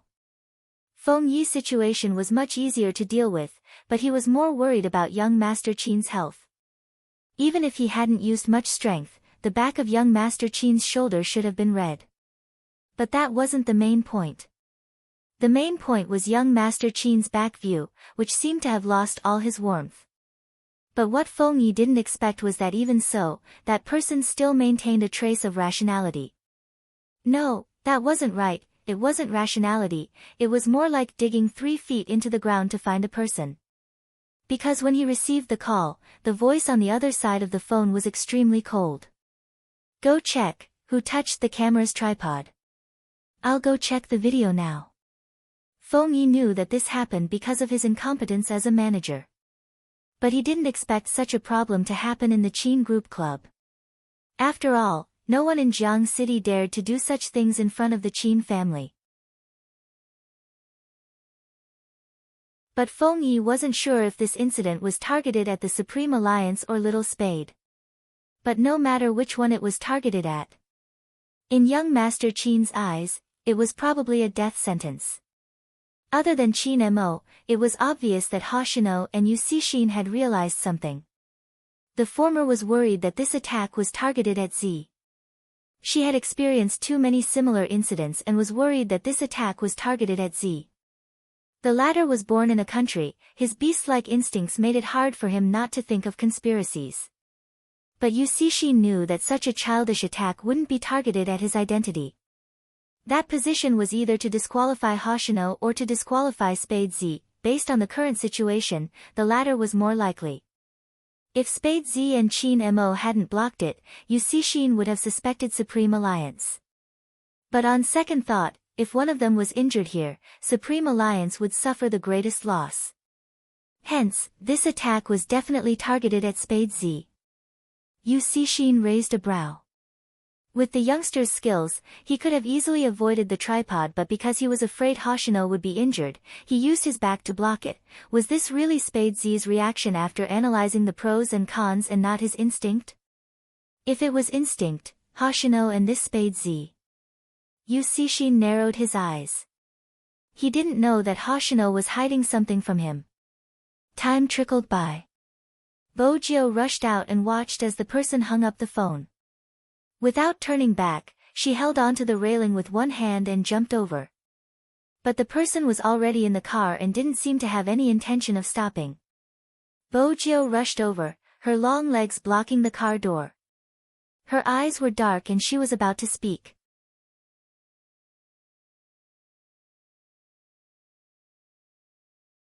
Chapter 962. Bojio managed to stop him with much difficulty. Of course, she wasn't going to let him leave just like that. Brother Mo, your instinctive reaction wasn't bad, Qin Mo said, his gaze deep and his voice cold. Qin Mo spoke again, his gaze deep and his voice cold. Should I be asking you how you met Hoshino? I don't even know you can't eat peaches. How many things have you been hiding from me? Do you want me to tell you everything? Every time I don't contact you, you don't take the initiative to contact me either. You do what you want to do and aren't affected by anything. I'm different. Every time I'm in a meeting, I'm thinking about what this person is doing. Why isn't she coaxing me? As long as she sends a word, even if it's just a phone call, a lot of things can be changed. In the end, you just don't want to reconcile, right? Bojio's fingers froze. She didn't know how to reply because the Almighty had hit the nail on the head. Chin Mo glanced at her and slowly turned his face. His black hair hung down, blocking his eyes. No one could see his expression. Since you don't want to be close to me, we will separate as you wish. Both of us probably don't like people who cling to us. Clingy, these 4 words. Bojio lost most of her energy. But instead of saying it for Bojio, it was more appropriate to say it was for himself. Sometimes, even with all his sincerity and hard work, it only proved that the other party didn't care. Especially after witnessing the scene just now. Chin Mo reached out to close the car door. After a moment of silence, his voice was cold. Drive. The driver wasn't from the same family. When he started the car, he didn't dare to look behind him. The coldness emanating from Boss Chin seemed to be able to freeze him. Bojio watched as the black Land Rover disappeared into the parking lot. After a long time, she walked out, her steps getting heavier. It was as though she had returned to her younger days. She had wanted to be alone but had been forced to leave with her father. She wanted to bend down because it wouldn't hurt so much. But Bojio knew that to her, she could bend over anything except her waist. The burden she carried wouldn't allow her to do that. Bojio inhaled deeply, leaning against the wall for a while. She wanted to smoke but realized there was only a lollipop in her pocket. It was the one the Almighty had bought for her. Bojio took it out and held it in her hands. She thought she would never forget it. There was a woman who always kept 2 candies in her coat pocket because she liked candy. He was clearly such a cold and noble person who never ate sweets. Bojio reached out and pressed down on her silver fringe. When she opened her eyes again, there was an obvious change in her pupils. He pressed the familiar string of numbers on his phone. Hoshino, who was standing beside Yusishin, took a step back. I'm going to relieve myself. Yusishin raised his eyebrows and said with an indescribable evil aura, be careful. Hoshino glanced at him. Got it. This person always treated others like porcelain dolls. It was interesting. Crossing the corridor, Hoshino took out the vibrating phone from his pocket and placed it beside his ear. Hello, Z, who knows about your team coming today? Bojio's questions were always direct. Hoshino knew what she was getting at. The reason should be within Supreme Alliance. Our visit was decided by Captain at the last minute and the other members aren't aware of it yet. Hence, the person who tampered with the camera must be someone from here. Other than the cameraman, the only person in charge is the floor supervisor. But from the looks of it, the person must have escaped. After the disguise, it would be hard to leave a trace even with the camera. Bojio was calm. That organization has their eyes on Supreme Alliance. More accurately, they have their eyes on me but they wouldn't know I'm Z. Which means someone is trying to drag me down to deal a heavy blow to Supreme Alliance. I'm sure you have found out what exactly happened to Chin Mo. Right from the start, Bojio had wanted to know why her puppy had lost his memory. Now, she wanted to know even more. Her intuition told her that the terrorist organization's main target this time was the Almighty. Hoshino chuckled lightly. Z, you're as sharp as ever. I did find some information regarding Chin Mo and the person who impersonated you. They knew each other and almost became lovers. Hoshino chuckled lightly. Z, you're as sharp as ever. Lovers? Bojio's fingers stilled, her gaze wavering. Hoshino's voice was still ringing in her ears. But for some reason, Chin Mo started to treat this person coldly. It could even be said that he hated her. Bojio lowered her voice. That isn't strange. According to the Almighty, he wouldn't tolerate a criminal who hacked into someone else's computer. It has nothing to do with that. Hoshino paused when he heard the voice. Do you want to hear my analysis? MMH? Hoshino sighed inwardly when he heard the dispirited reply. He broke into a faint smile. Z, it's such a waste of your intelligence. You're really clueless when it comes to relationships. Before she could open her mouth, Hoshino continued. Chin Mo's matter is covered up deeply, even with your identity, the information we can find is limited. That means we are only looking at the surface. What happened to Chin Mo is something only he knows, so the theory of lovers doesn't hold water. The main point is Z, the person who impersonated you this time, her brother was dealt with by you. At that time, someone exposed the hacker's hidden information to some powerful people, using the internet to control people's thoughts, just like the maiden's sacrifice. Even though the method is different, the truth is the same, distorting the truth and causing people to lose their bottom line. An entire school of students to a certain extent become people who can harm others at any time, but they don't know it. Do you still remember what you said at the time? The scariest thing isn't the devil but the human heart. Bojio glanced up, her gaze deepening. So it's him. Hoshino paused. Back then, you and Chin Mo worked together to send her brother to prison. Now that she's back, her target is Chin Mo, revenge. Bojio's handsome face was especially distinct under the sunlight. Her brother killed many people, it seems like she has inherited his legacy. Hoshino glanced out the window. It wasn't just revenge, she was even more vicious than her brother. She wanted Chin Mo. In order to get what she wanted, she destroyed everything around her. Human lives weren't important to her, the dignity and innocence of others were just tools to be used. The maiden's sacrifice had destroyed too many people. Her first target wasn't the young lady you saved but Shui Yaoyao from your team. At that time, she created a small forum to discuss Shui Yaoyao's actions. Back then, she created a small forum to discuss Shui Yaoyao. Her target was always those who were still working hard. You should understand what her brother and she wanted to destroy. They wanted to control the world because that is how human nature is. But back then, she was just testing, a small test that caused Shui Yaoyao to be wronged for a few months. After that, she made her move in Tokyo. When she felt that it was about time, she came to China and started the official maiden's sacrifice.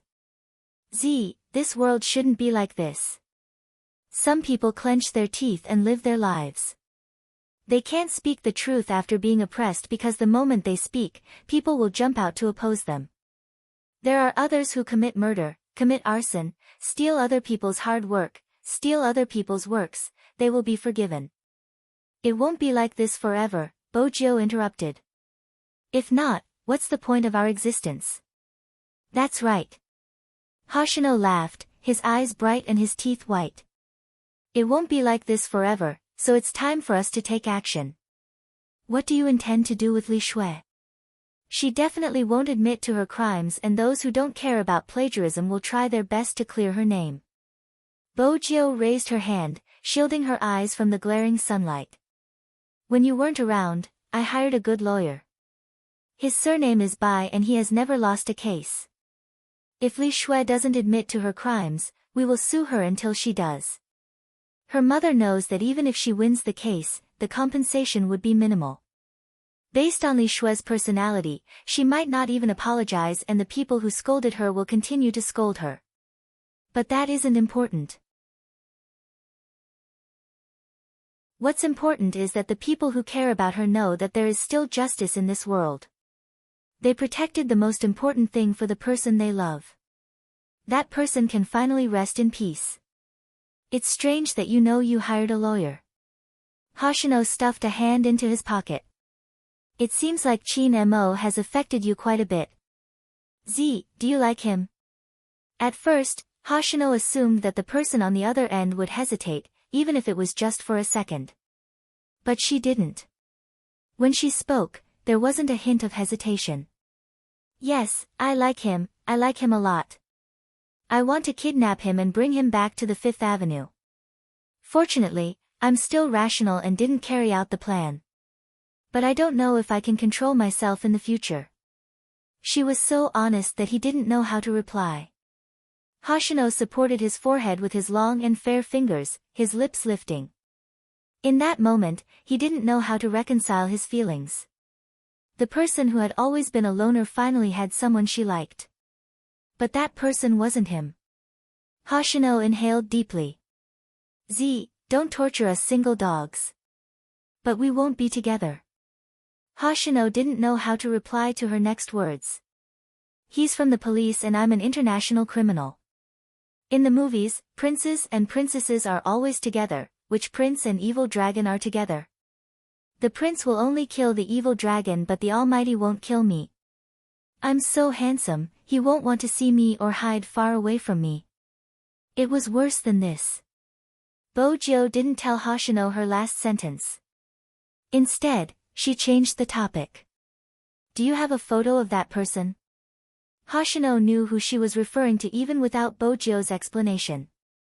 There are only some blurry ones. She is like her brother, never leaving behind any photos. But do you remember the address you gave me previously? It's an internet cafe beside Chin Mo's University. She should be staying nearby. She might even be staying in school.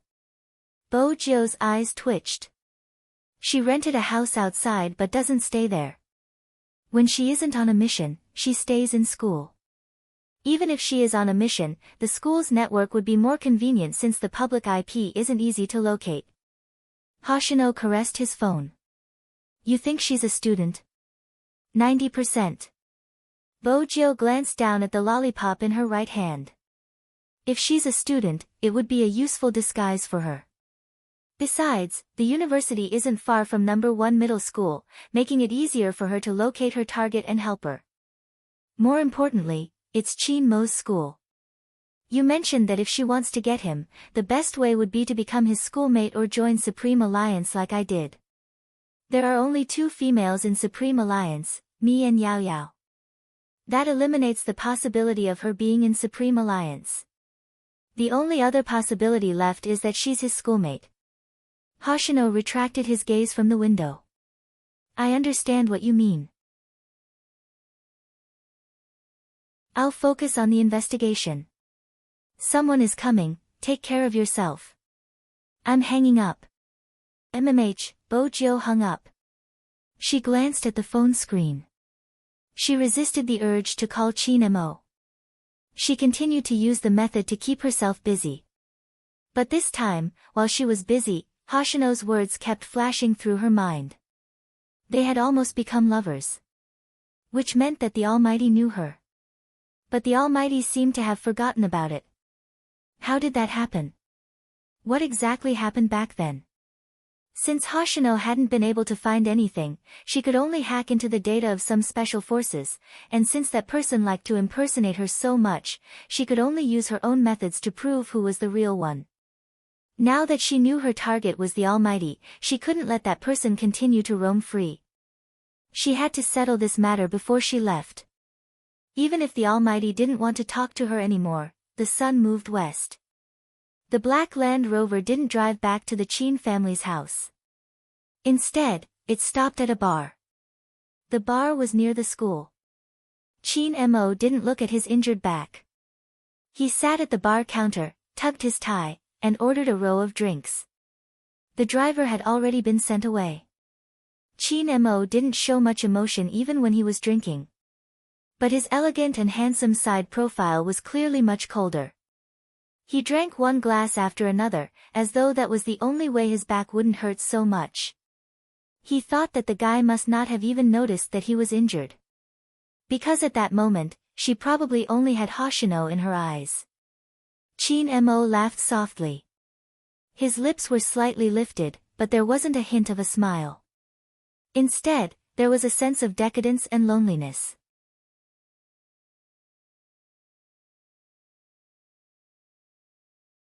Chapter 963. In the darkest corner of the bar, a girl came in after Chin Mo. She sat there and watched Chin Mo for a long time before breaking into a sweet smile. She walked towards Chin Mo with her beautiful eyes.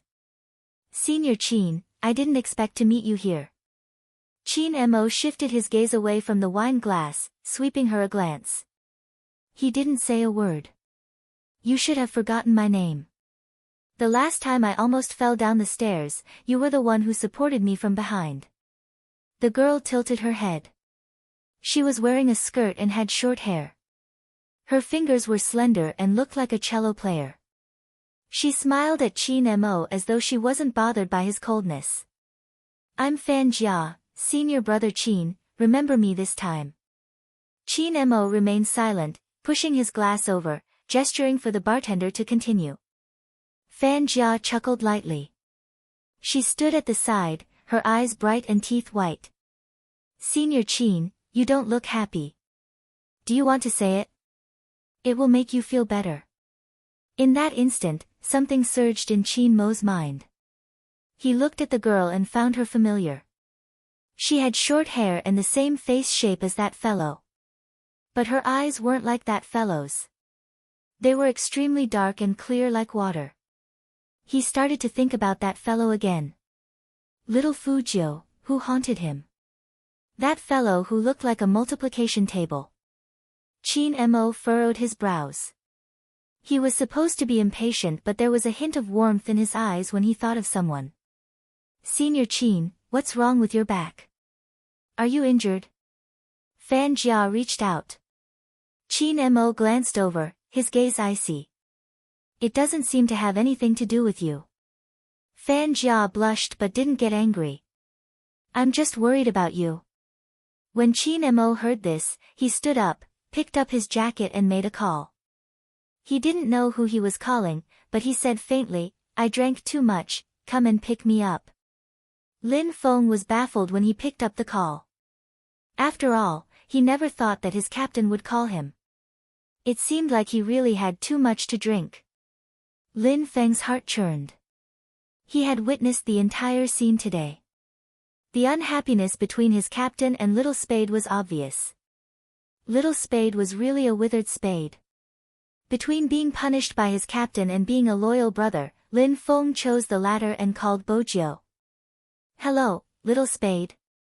Don't say I'm not loyal, there is a bright path for you to sleep with Captain again. It depends on your courage. Lin Feng crossed his legs as he spoke. Captain is drunk. His coordinates are at the bar next to a university.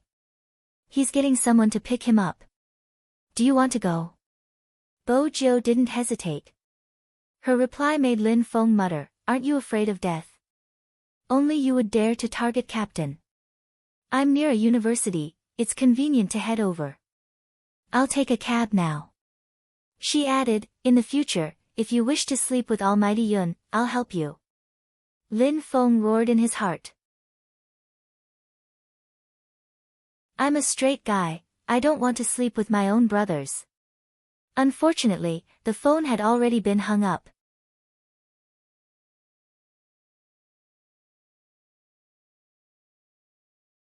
Chapter 964. After Bojio hung up, she hopped into a cab. Sir, the White Night Bar near a university. At this hour, the traffic was starting to get congested. The cab wasn't going fast. She didn't understand why the Almighty would call Lin Feng, but only a naive person like Lin Feng would ask her to fetch the Almighty.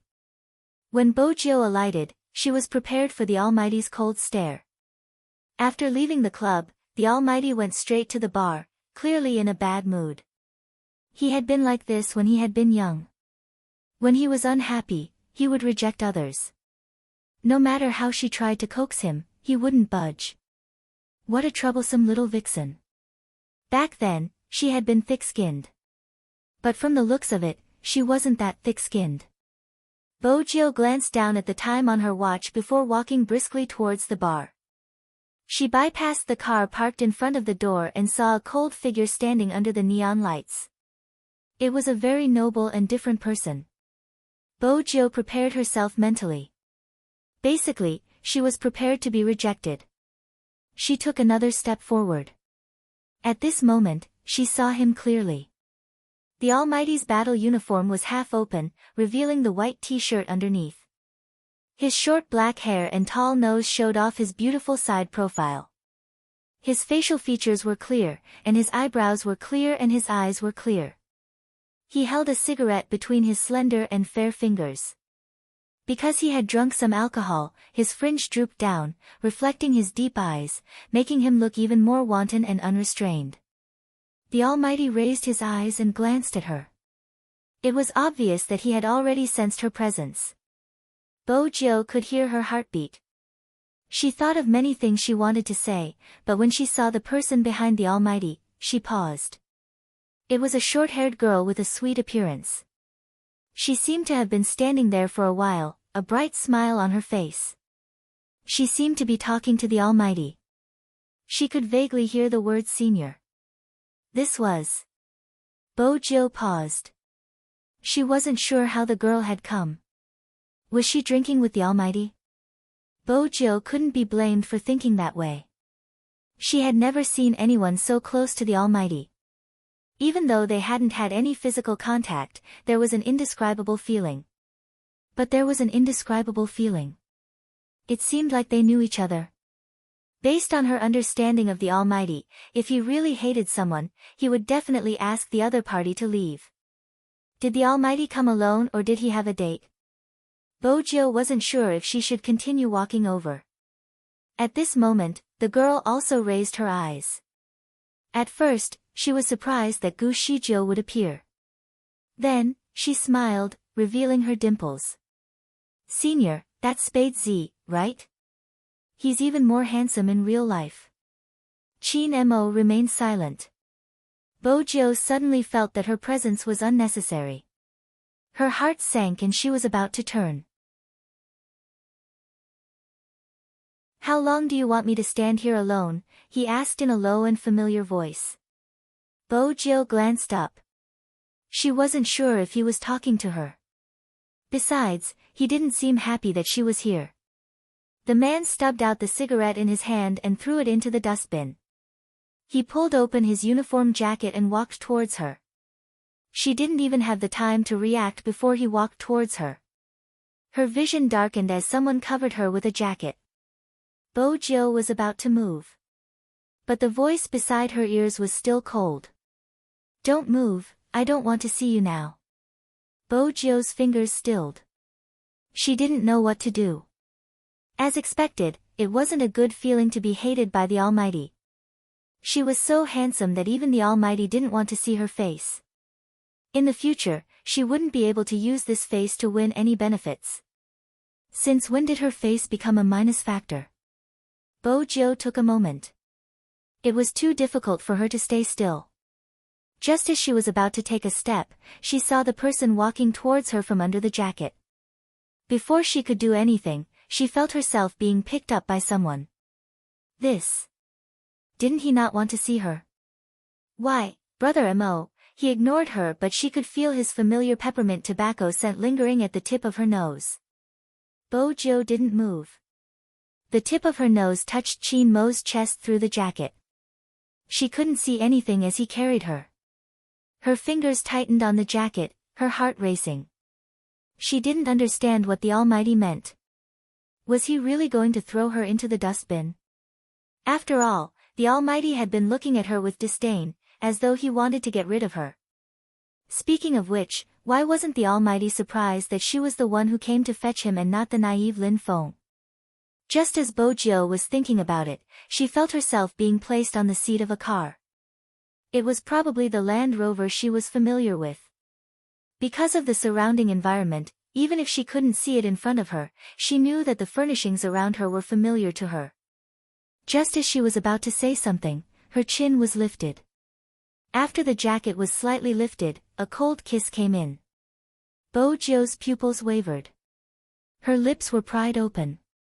All she could feel was the aroma of the wine pouring in, and the tipsy feeling made her lose all her thoughts at that moment. The tip of their tongues touched, bringing with it a scent that she hadn't felt for a long time. Bojo could only lean against the seat, unaware of the situation around her. Half her face was covered by the jacket and she was in a sorry state from the kiss. The Land Rover was parked in the parking lot marked out by the bar. There were many people passing by. Qin Mo was wearing a white t-shirt, bending over and kissing. Who knew how many people stopped in their direction? That kind of scene seemed to only appear in comics. But no matter how curious they were, they didn't know what the youngster looked like. How exactly did he think of such a way of kissing? They could vaguely see the figure but not the face. But just by looking at the figure, they were definitely good-looking, especially Chin Mo's long legs and waist. His half-bent waist exuded an innate aura. Even his kiss was domineering. Those who whistled and those who tossed and turned did it. Chin Mo acted as though there was no one else around, kissing her until she was exhausted. After a while, he released her and pinched her chin again. He bit her lips, continuing to taste the sweetness that she didn't want to let go of. Bojo didn't know what was going on around her, allowing Chin Mo to kiss her. Gradually, she lost all her strength. The sounds seemed to have weakened, no matter how loud they were, they became the background in her ears. It was as though there was such a person in this world. When he kissed you, you could only hear your own heartbeat. Everyone saw the kissing scene. Fan Jia, who was standing not far away, saw the entire scene. Her fingers tightened, and when it reached a certain level, her eyes overflowed with venom. She really didn't expect that after planning for such a long time, a chance to drink alone with him, it would be gone just like that. And why was Chin Mo still in such a state after Spade Z saved Hoshino? She had received news that the two of them were in a cold war. And why was he starting to like boys? That person clearly liked girls. She had always thought it was because of the novelty. The novelty was the excitement that the youngster brought him. Because in the esports scene, he probably hadn't met such a person. The FC King of Zone C, it was hard not to notice this title. She had seen young Master Fu play before, it was no wonder he was interested. Fan Jia had always known that other than Z, Chin Mo was most interested in esports. In the past, she had tried to get close to him, but it hadn't been effective. This young master of the Fu family had only occupied that position because he had appeared in the most vacant period of his life. He was really lucky. Fan Jia stood there, her gaze deepening. Watching him kiss someone made her want to kill the person he was kissing. It seemed like she hadn't been forceful enough. Fan Jia's gaze deepened, but she didn't show any emotions. It was time to find an alliance. Fu Zhongyi was the best candidate. Amidst the envious whistles, Fang Jia disappeared into the night. She believed that as long as she continued to lay low, she would be able to obtain that person completely. She would let young Master Fu have him for a few days, she would snatch him back. Because she knew better than anyone what could attract his interest, in the Land Rover. Bojo sat there, watching the pair of eyes that were as beautiful as the stars, panting softly. She didn't know how she had offended the Almighty. His coat covered him again, and his whole body was covered. Through the jacket, the Almighty's lips pressed against her, the fragrance of sandalwood lingering in her bones. His voice was still cold. Who asked you to appear? He didn't want her to show her face. Bojo wanted to lift her lids, but her head was already pressed into his embrace. Then she heard the Almighty on the phone. Drive over. There was a driver. Then why did he get Lin Feng to fetch him? It seemed like the Almighty had drunk too much. Bojo arched a brow, feeling as though the Almighty was looking in her direction. But she couldn't tell what he was thinking. Actually, his thoughts were simple. The moment he saw that person's face, he would lose his principles. Hence, he didn't want to see it. But because of that person in his arms, many feelings changed. The pressure on his chest disappeared without a trace. Even if he didn't see it, he could imagine her gloomy expression. He would leave her alone. That way, he wouldn't be able to see through her thoughts. Chin Mo's gaze deepened at the thought of her instinctive protection. After all, she was the most obedient when she was gloomy. Bojo couldn't see any of this, which was indeed gloomy. She couldn't see anything. She tilted her head and heard the sound of the car. After walking for a while, she asked, Brother Mo, when can I show my face?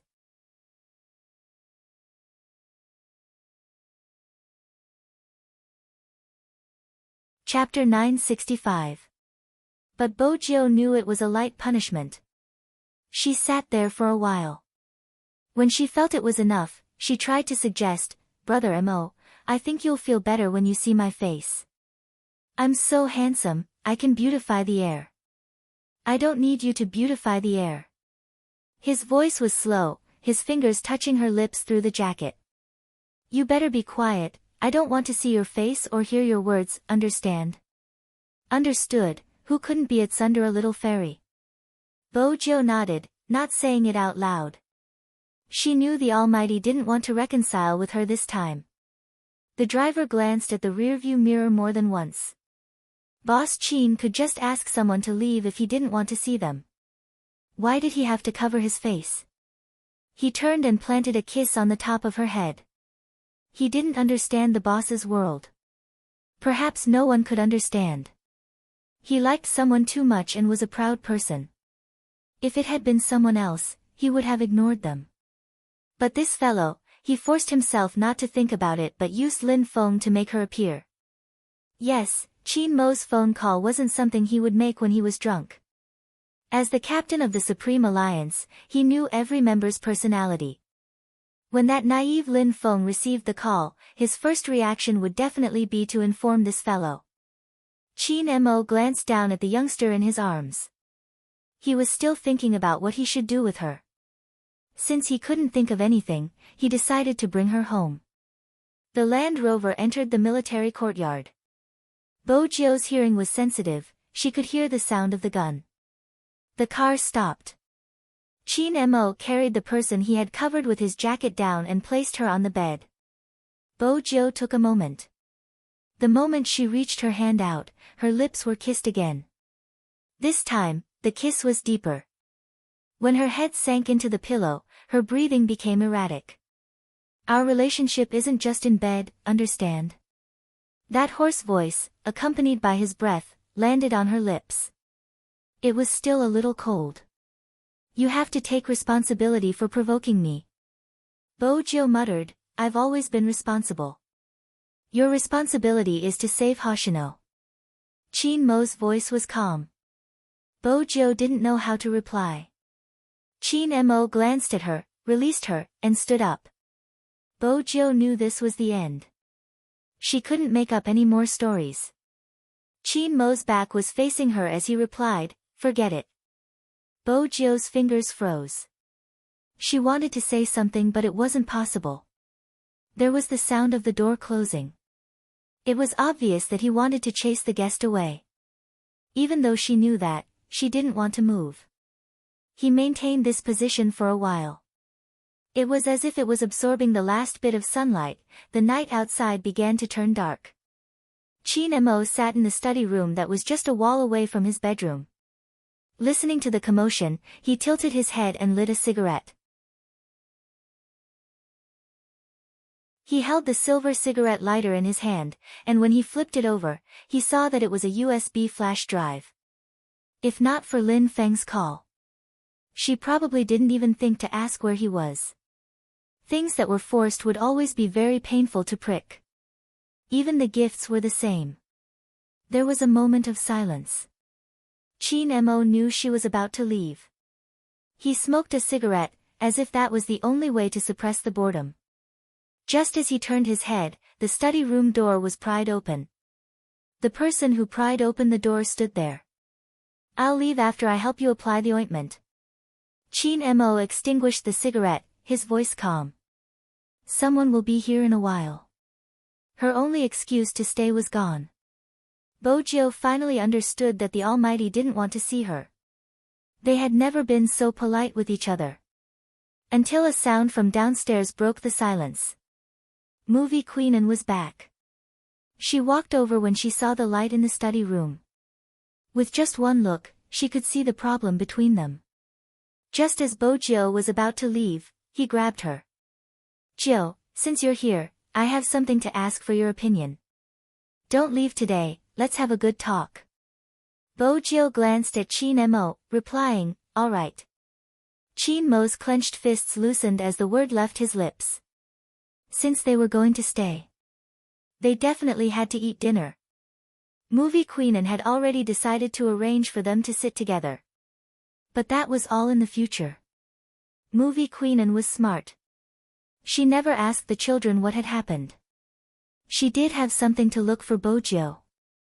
I have a movie, the director has asked me twice to be his lobbyist. Movie Queen added a piece of bacon. I think the role is suitable for you. Why don't you take on the role and I'll tell you about the weakness of my cold son. Bojo never knew how to reject someone like Movie Queen and I have to wait until after the competition but I'm not sure what the situation will be. Besides, I don't know how to act. Once the competition ended, she would find an opportunity to leave. It doesn't matter. Movie Queen reached out to pinch the youngster's face. You don't have to act, the director said you can just sit in front of the computer and play games. You can appear as yourself. That's all, just treat it as a favor. Since Movie Queen said that, Bojo couldn't reject her. The director is looking for an esports player. No, it's a hacker. Movie Queen was delighted. In the movie, it's my son. I've always wanted a handsome and caring son like Joe. Your brother Mo is too cold, not cute at all. It wasn't easy to reply. Bojo lowered her head and ate the rice in her bowl. She couldn't help glancing at the empty seat beside her. Deep down, she knew why the Almighty hadn't come down to eat. It was because of her.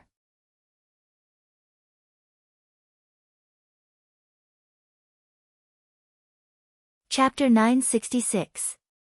The moment Movie Queen finished her sentence, Bojo's phone rang in her pocket. The unique ringtone made her pause. She whipped her phone out. The caller ID wasn't displayed but the string of numbers was extremely familiar to her. Besides, she knew that Hoshino wouldn't have called her if it wasn't something serious. Bojo turned to Movie Queen apologies, I have to take a call. Then she stood up. When she reached the entrance, her entire aura changed, especially her eyes, which seemed to be covered with a layer of light. It made her look like a devil in the night, dangerous and mysterious. Hello. Something happened to Rao Rong. Hoshino swiped the screen. Everyone in the esports industry is saying that there's something fishy about your match. Fishy? Bojo arched a brow. Hoshino replied, someone said that Rao Rong didn't go all out in the match and lost intentionally because someone placed a bet on the match. If Supreme Alliance won, the other party would earn a lot. That isn't all, the crime squad has taken Rao Rong away, claiming that there is evidence pointing towards Rao Rong being the mastermind behind the maiden's sacrifice. The organization wants to push Rao Rong out to divert everyone's attention. Bojo's gaze deepened. The son of a hero shouldn't be treated this way. Rao Rong worked harder than anyone else in that match. If it wasn't for him, the other party would have lost badly. Hoshino broke into a warm smile. Shall we take action? Bojo glanced at the sky. Let's meet outside the police station. It seems like you've already thought of a way to slap them in the face. Hoshino hooked the keys on the table. I'll prepare the costumes and props, which one do you need? Bojo took a moment. A wooden guitar, a white t-shirt, a black trench coat, a mask, hair dye, and a motorcycle, something cool. What are you going to do? Hoshino glanced down at the information in his hands. You're going to use a guitar. Bojo lifted her lips, a hint of devilishness in her eyes. Since I'm returning, I need the audience to prove it. If not, I won't be able to answer to their efforts in impersonating me. You're breaking the rules again.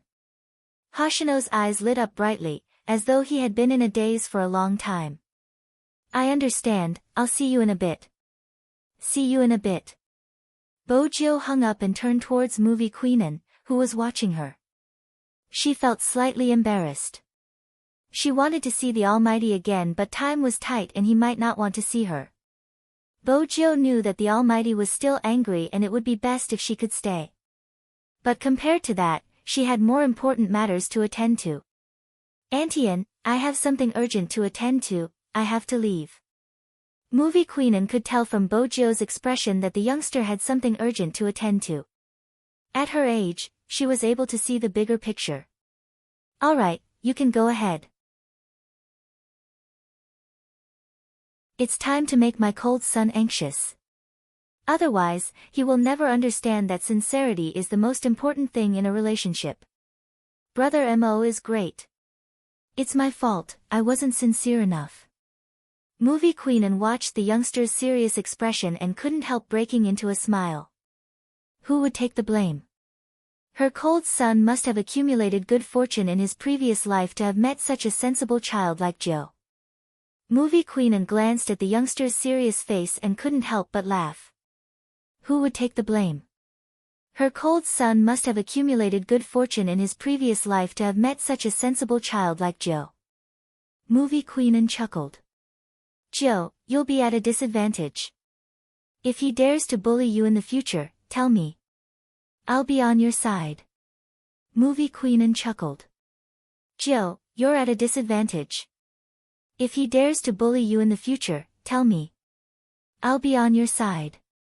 Movie Queenan chuckled. Joe, you'll be at a disadvantage. If he dares to bully you in the future, tell me. I'll be on your side. It had been the same when she had been young. On the surface, she seemed to be at a disadvantage. But in reality, every time something happened, he would be the one shielding her. A family like Madame Anne's had high standards for upbringing. Grandpa was even more so, he had raised the Almighty like a prince. He played the piano well and knew how to play chess. While she had been wandering outside like a clay figurine, the Almighty had come to meet the foreign guests in his little suit. The Anne family's house was right next to theirs. Even though it was the same villa, the Anne family's house was clean. Every time she climbed over the wall and knocked over a flower pot, Grandpa would ask and the Almighty would say that he had accidentally knocked it over. There had been one time when she had opened the Anne family's safe. The Almighty had taken the blame for her. He had been punished by Grandpa to stand for a long time. If it had been the Almighty, he would never have made such a mistake. In his eyes, such mistakes were childish. He had never been punished by Grandpa and Bojio could still remember the way her little puppy had stood in the middle of the living room. He hadn't been impatient at all. But he hadn't been happy at that time. When he had tugged her hand over, his expression had been cold. Little Bojio, are you an idiot? Bring the medicine box over. Bring me the first aid kit. If I find any blood on your hands on my sheets, I'll throw you out the window. Bojio was used to such threats. She didn't think much of it.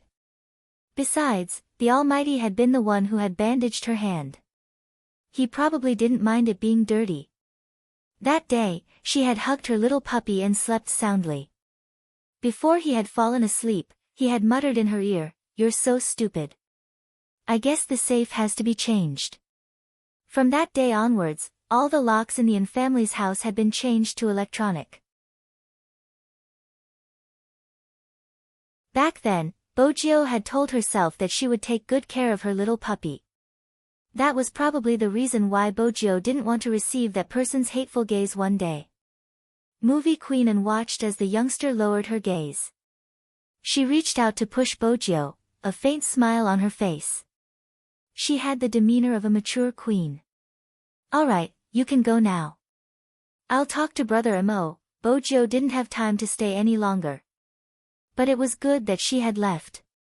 The Almighty would probably come down for dinner after she left. After leaving the military courtyard, Bojio glanced at the time on her phone. Then she hopped into a taxi. As the city lights lit up, the night came to everyone's side. The nightlife in the city center started to get lively. There would always be many people near the commercial plaza. The most eye-catching advertising screens hung on the skyscrapers. Everything was a show of life. In the study room on the second floor of the Chin family's house.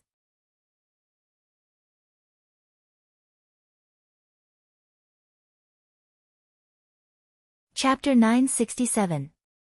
The computer screen lit up, a familiar sound reverberating in the study room. It was the sound of a player entering the game.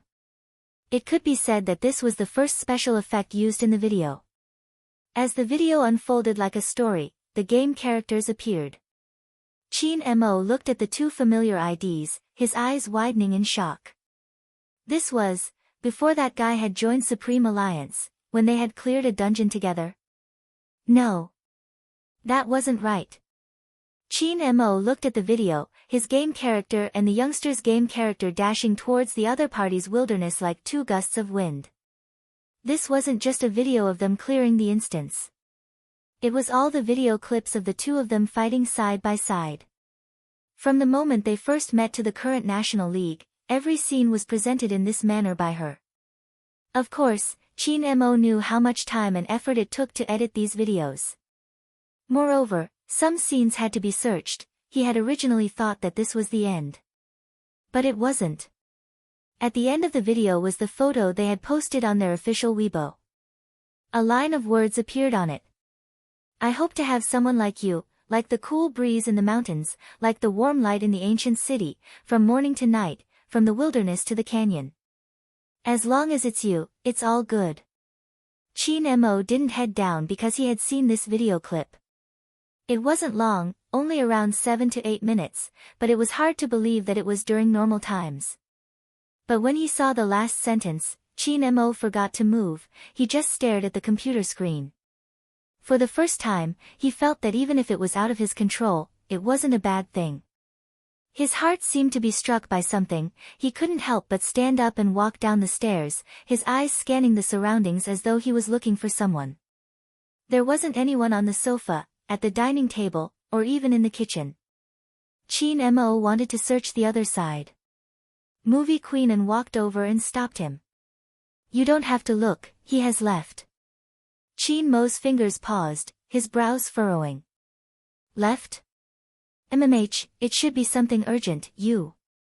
Before Movie Queen could finish her sentence, her well-mannered son grabbed his jacket from the sofa and walked out the door without turning back. He was still fuming.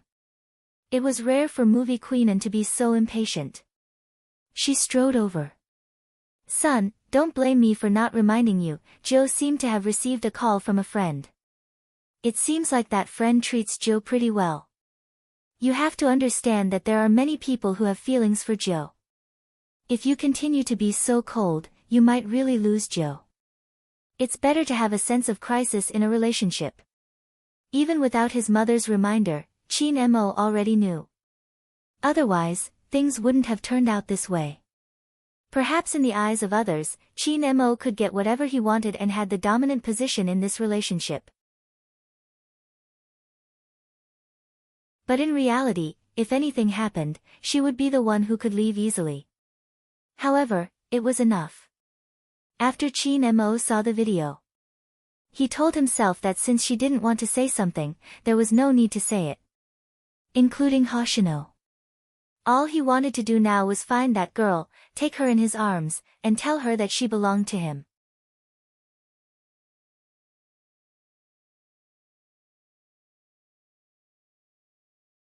Chapter 968. In the early summer, every city had its own way of life. Northerners liked to drink beer with spicy crayfish and meat skewers. Southerners rarely ate spicy food, but they would go shopping with a few girlfriends. Although these were different, there were still similarities.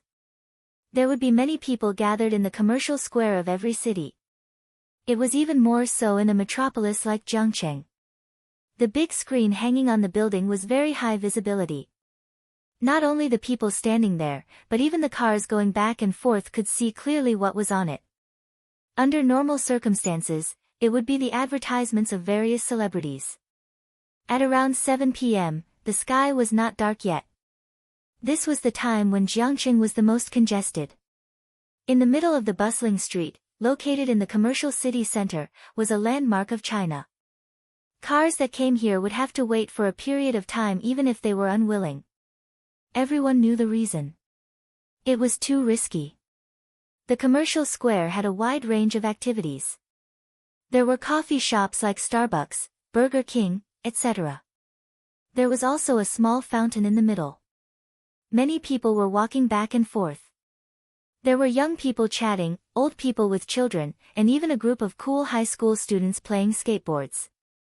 At this time, a pure black tomahawk, like a beautiful wild leopard, stopped in front of the fountain with a swoosh, and a handsome tail swing attracted almost everyone's attention. In front of everyone was a tall and straight young man.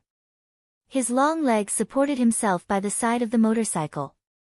Then, he got off the motorcycle nimbly and took off his helmet, revealing a pair of deep peach blossom eyes.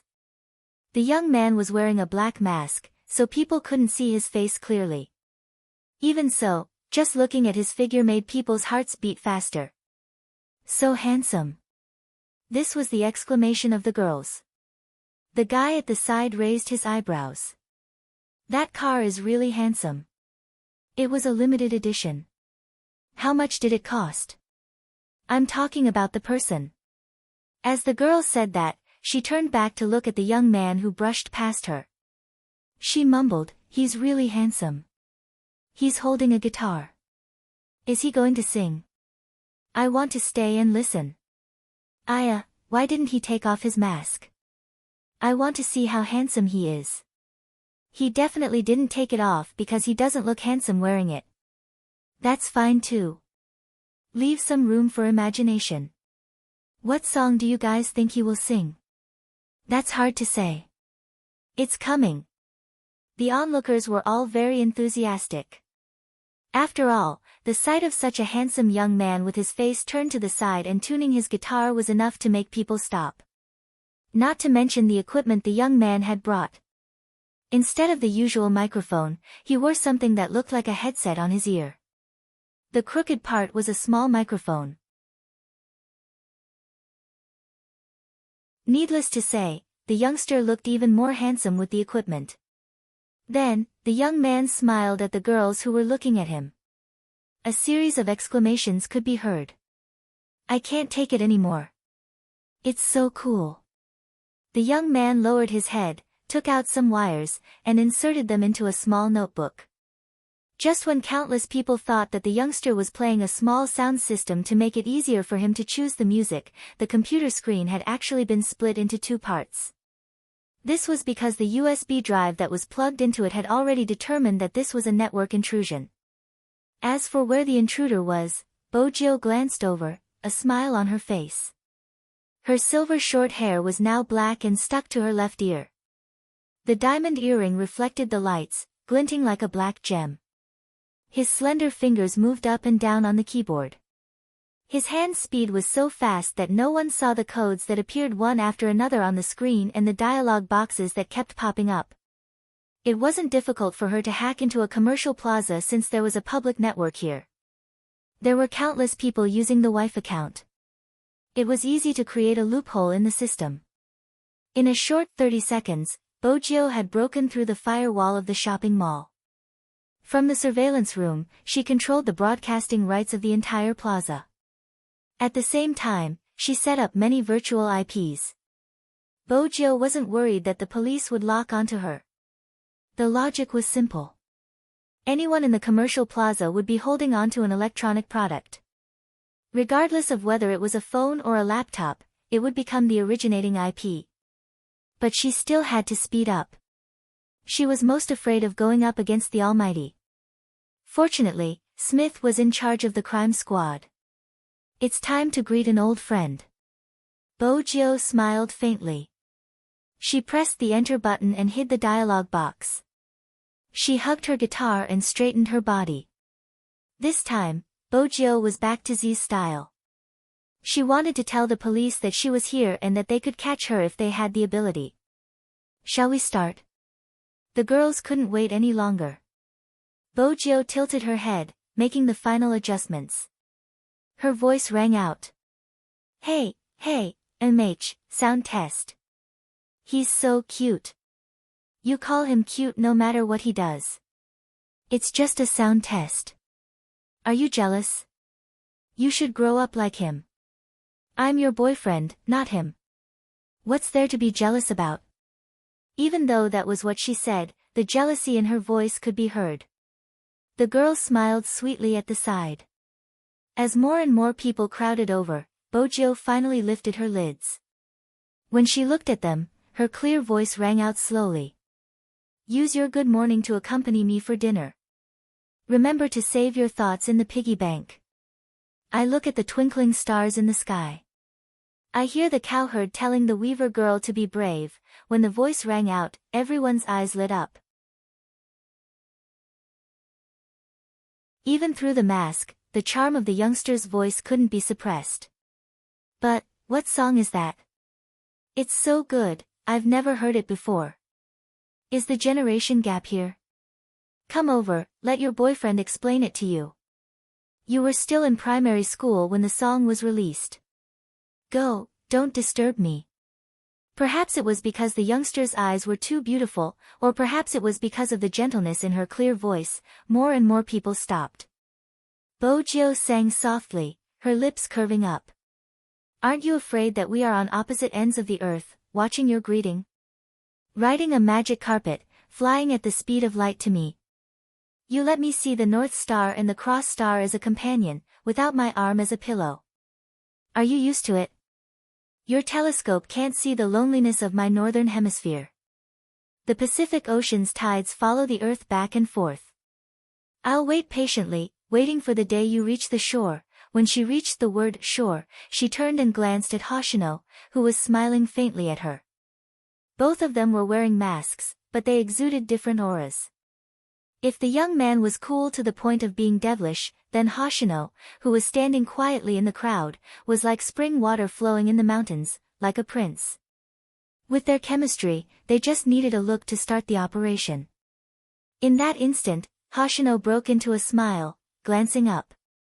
There was a loud swoosh. The big screen that was originally playing the advertisements suddenly changed, and a big Z appeared. No, it wasn't just the various screens in the commercial plaza. It was also the same word that appeared on the phones of the people walking in the crowd. Some people who had watched sci-fi blockbusters immediately thought that it was a hacker attack. The entire commercial plaza was in an uproar. Everyone was fiddling with their phones, but the screen was frozen, not moving at all. At this moment, a manipulated voice appeared on the various screens in the plaza.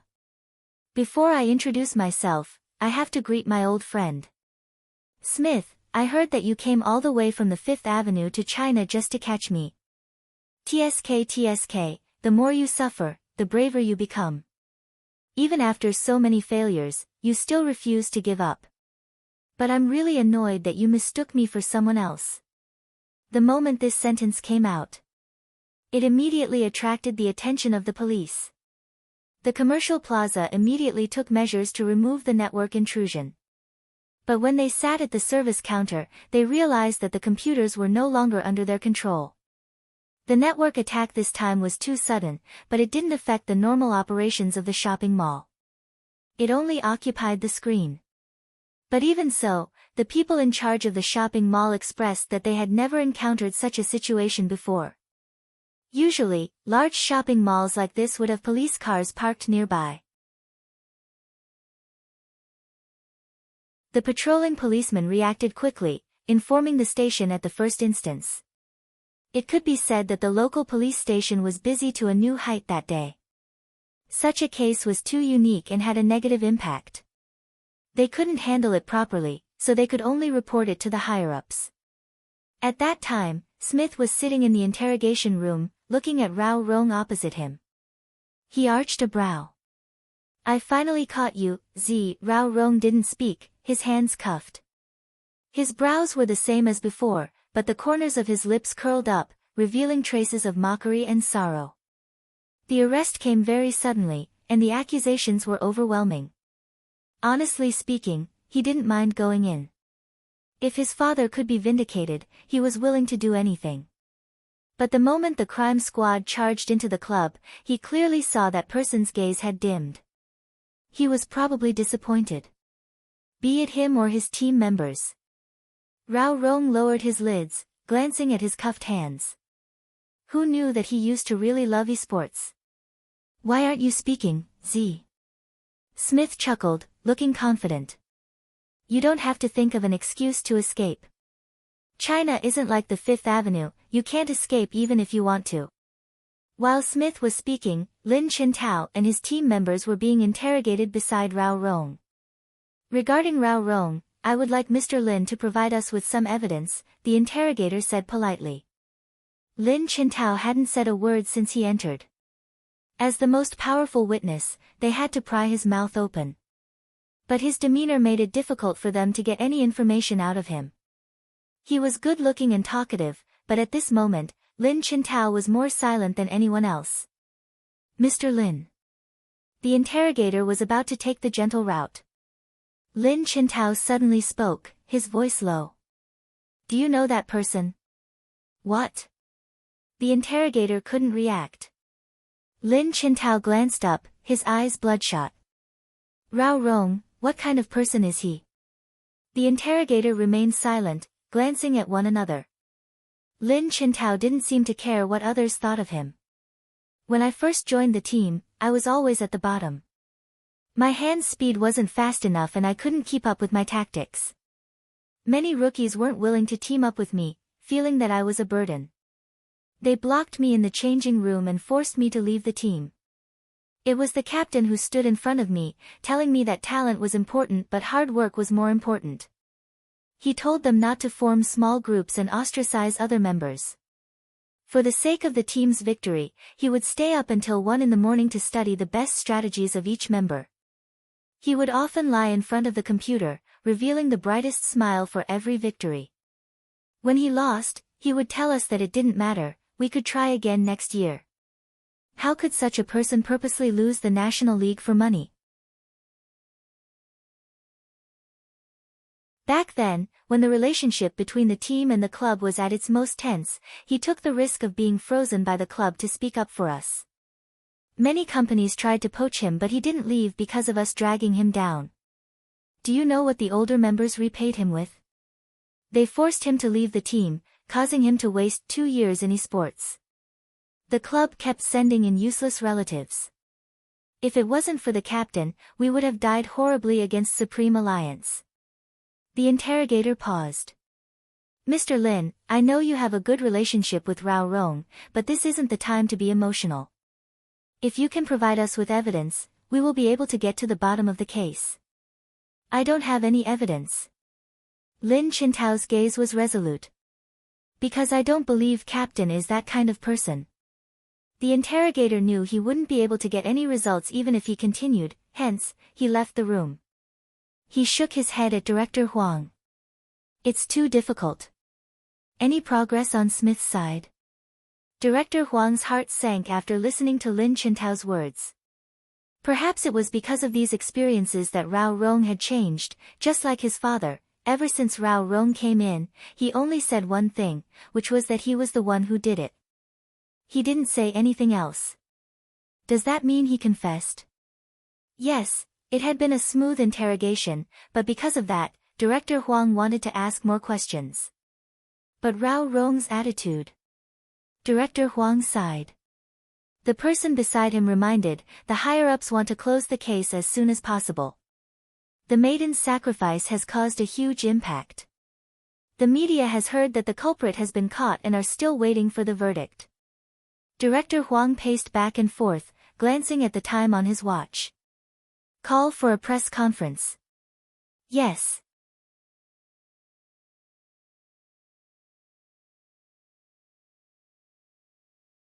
Chapter 969. Director Huang lowered his gaze. When he saw the live stream, his eyes widened in shock. He snatched the phone over, a single word flashing in his eyes, Z.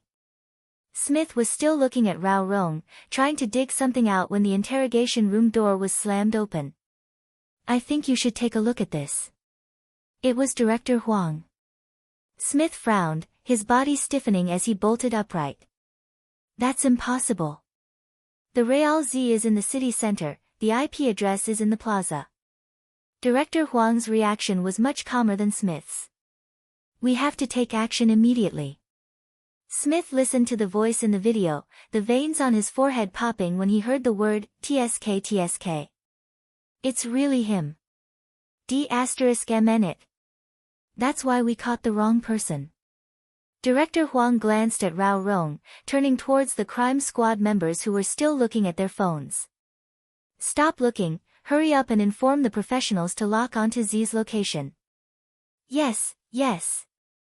The crime squad had never been in such a mess, everyone was moving as fast as they could. Found him. Suddenly, there was news from the technician. Smith's eyes lit up, leaning over. Where is the exact location of the mall? Second floor.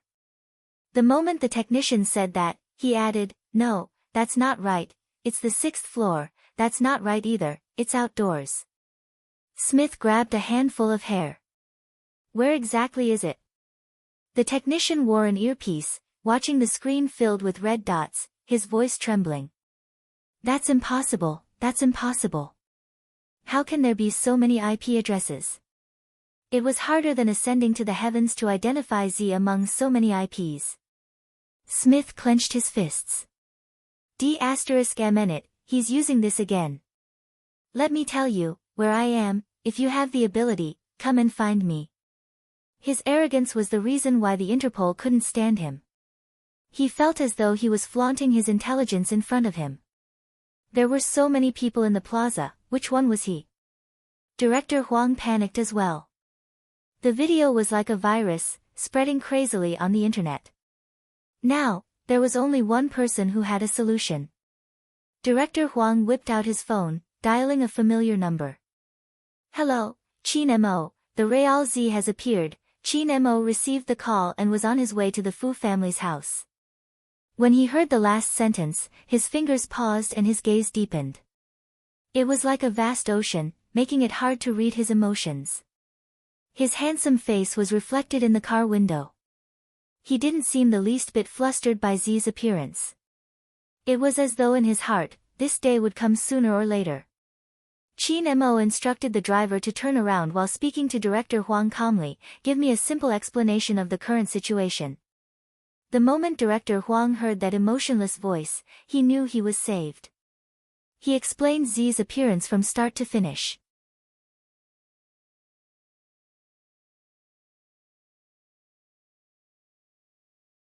Chapter 970.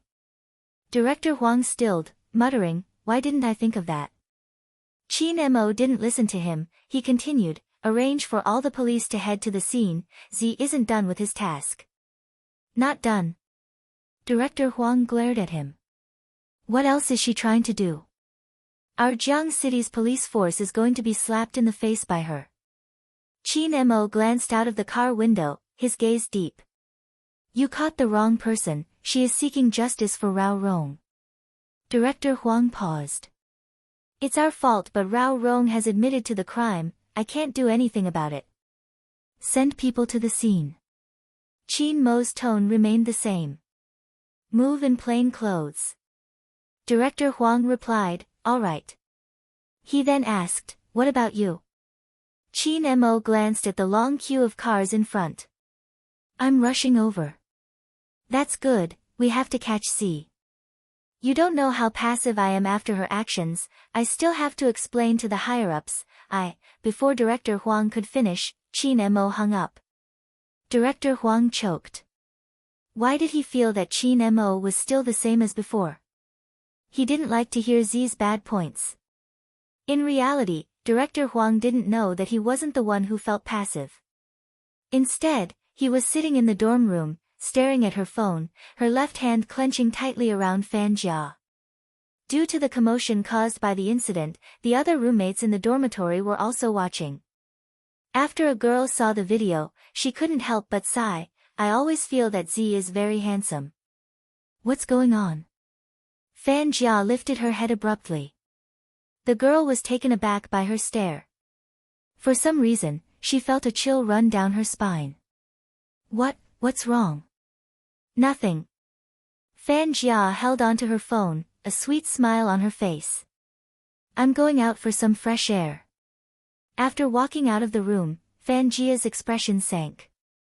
Z was still alive. How was that possible? She hadn't seen Z's face. But she knew some information. At that time, they had clearly set up a plan to kill that person. Why was Z back? That wasn't all, she was in Jiang City. She was right beside them. D*MN it. Fan Jia swung her arm, smashing her phone against the wall.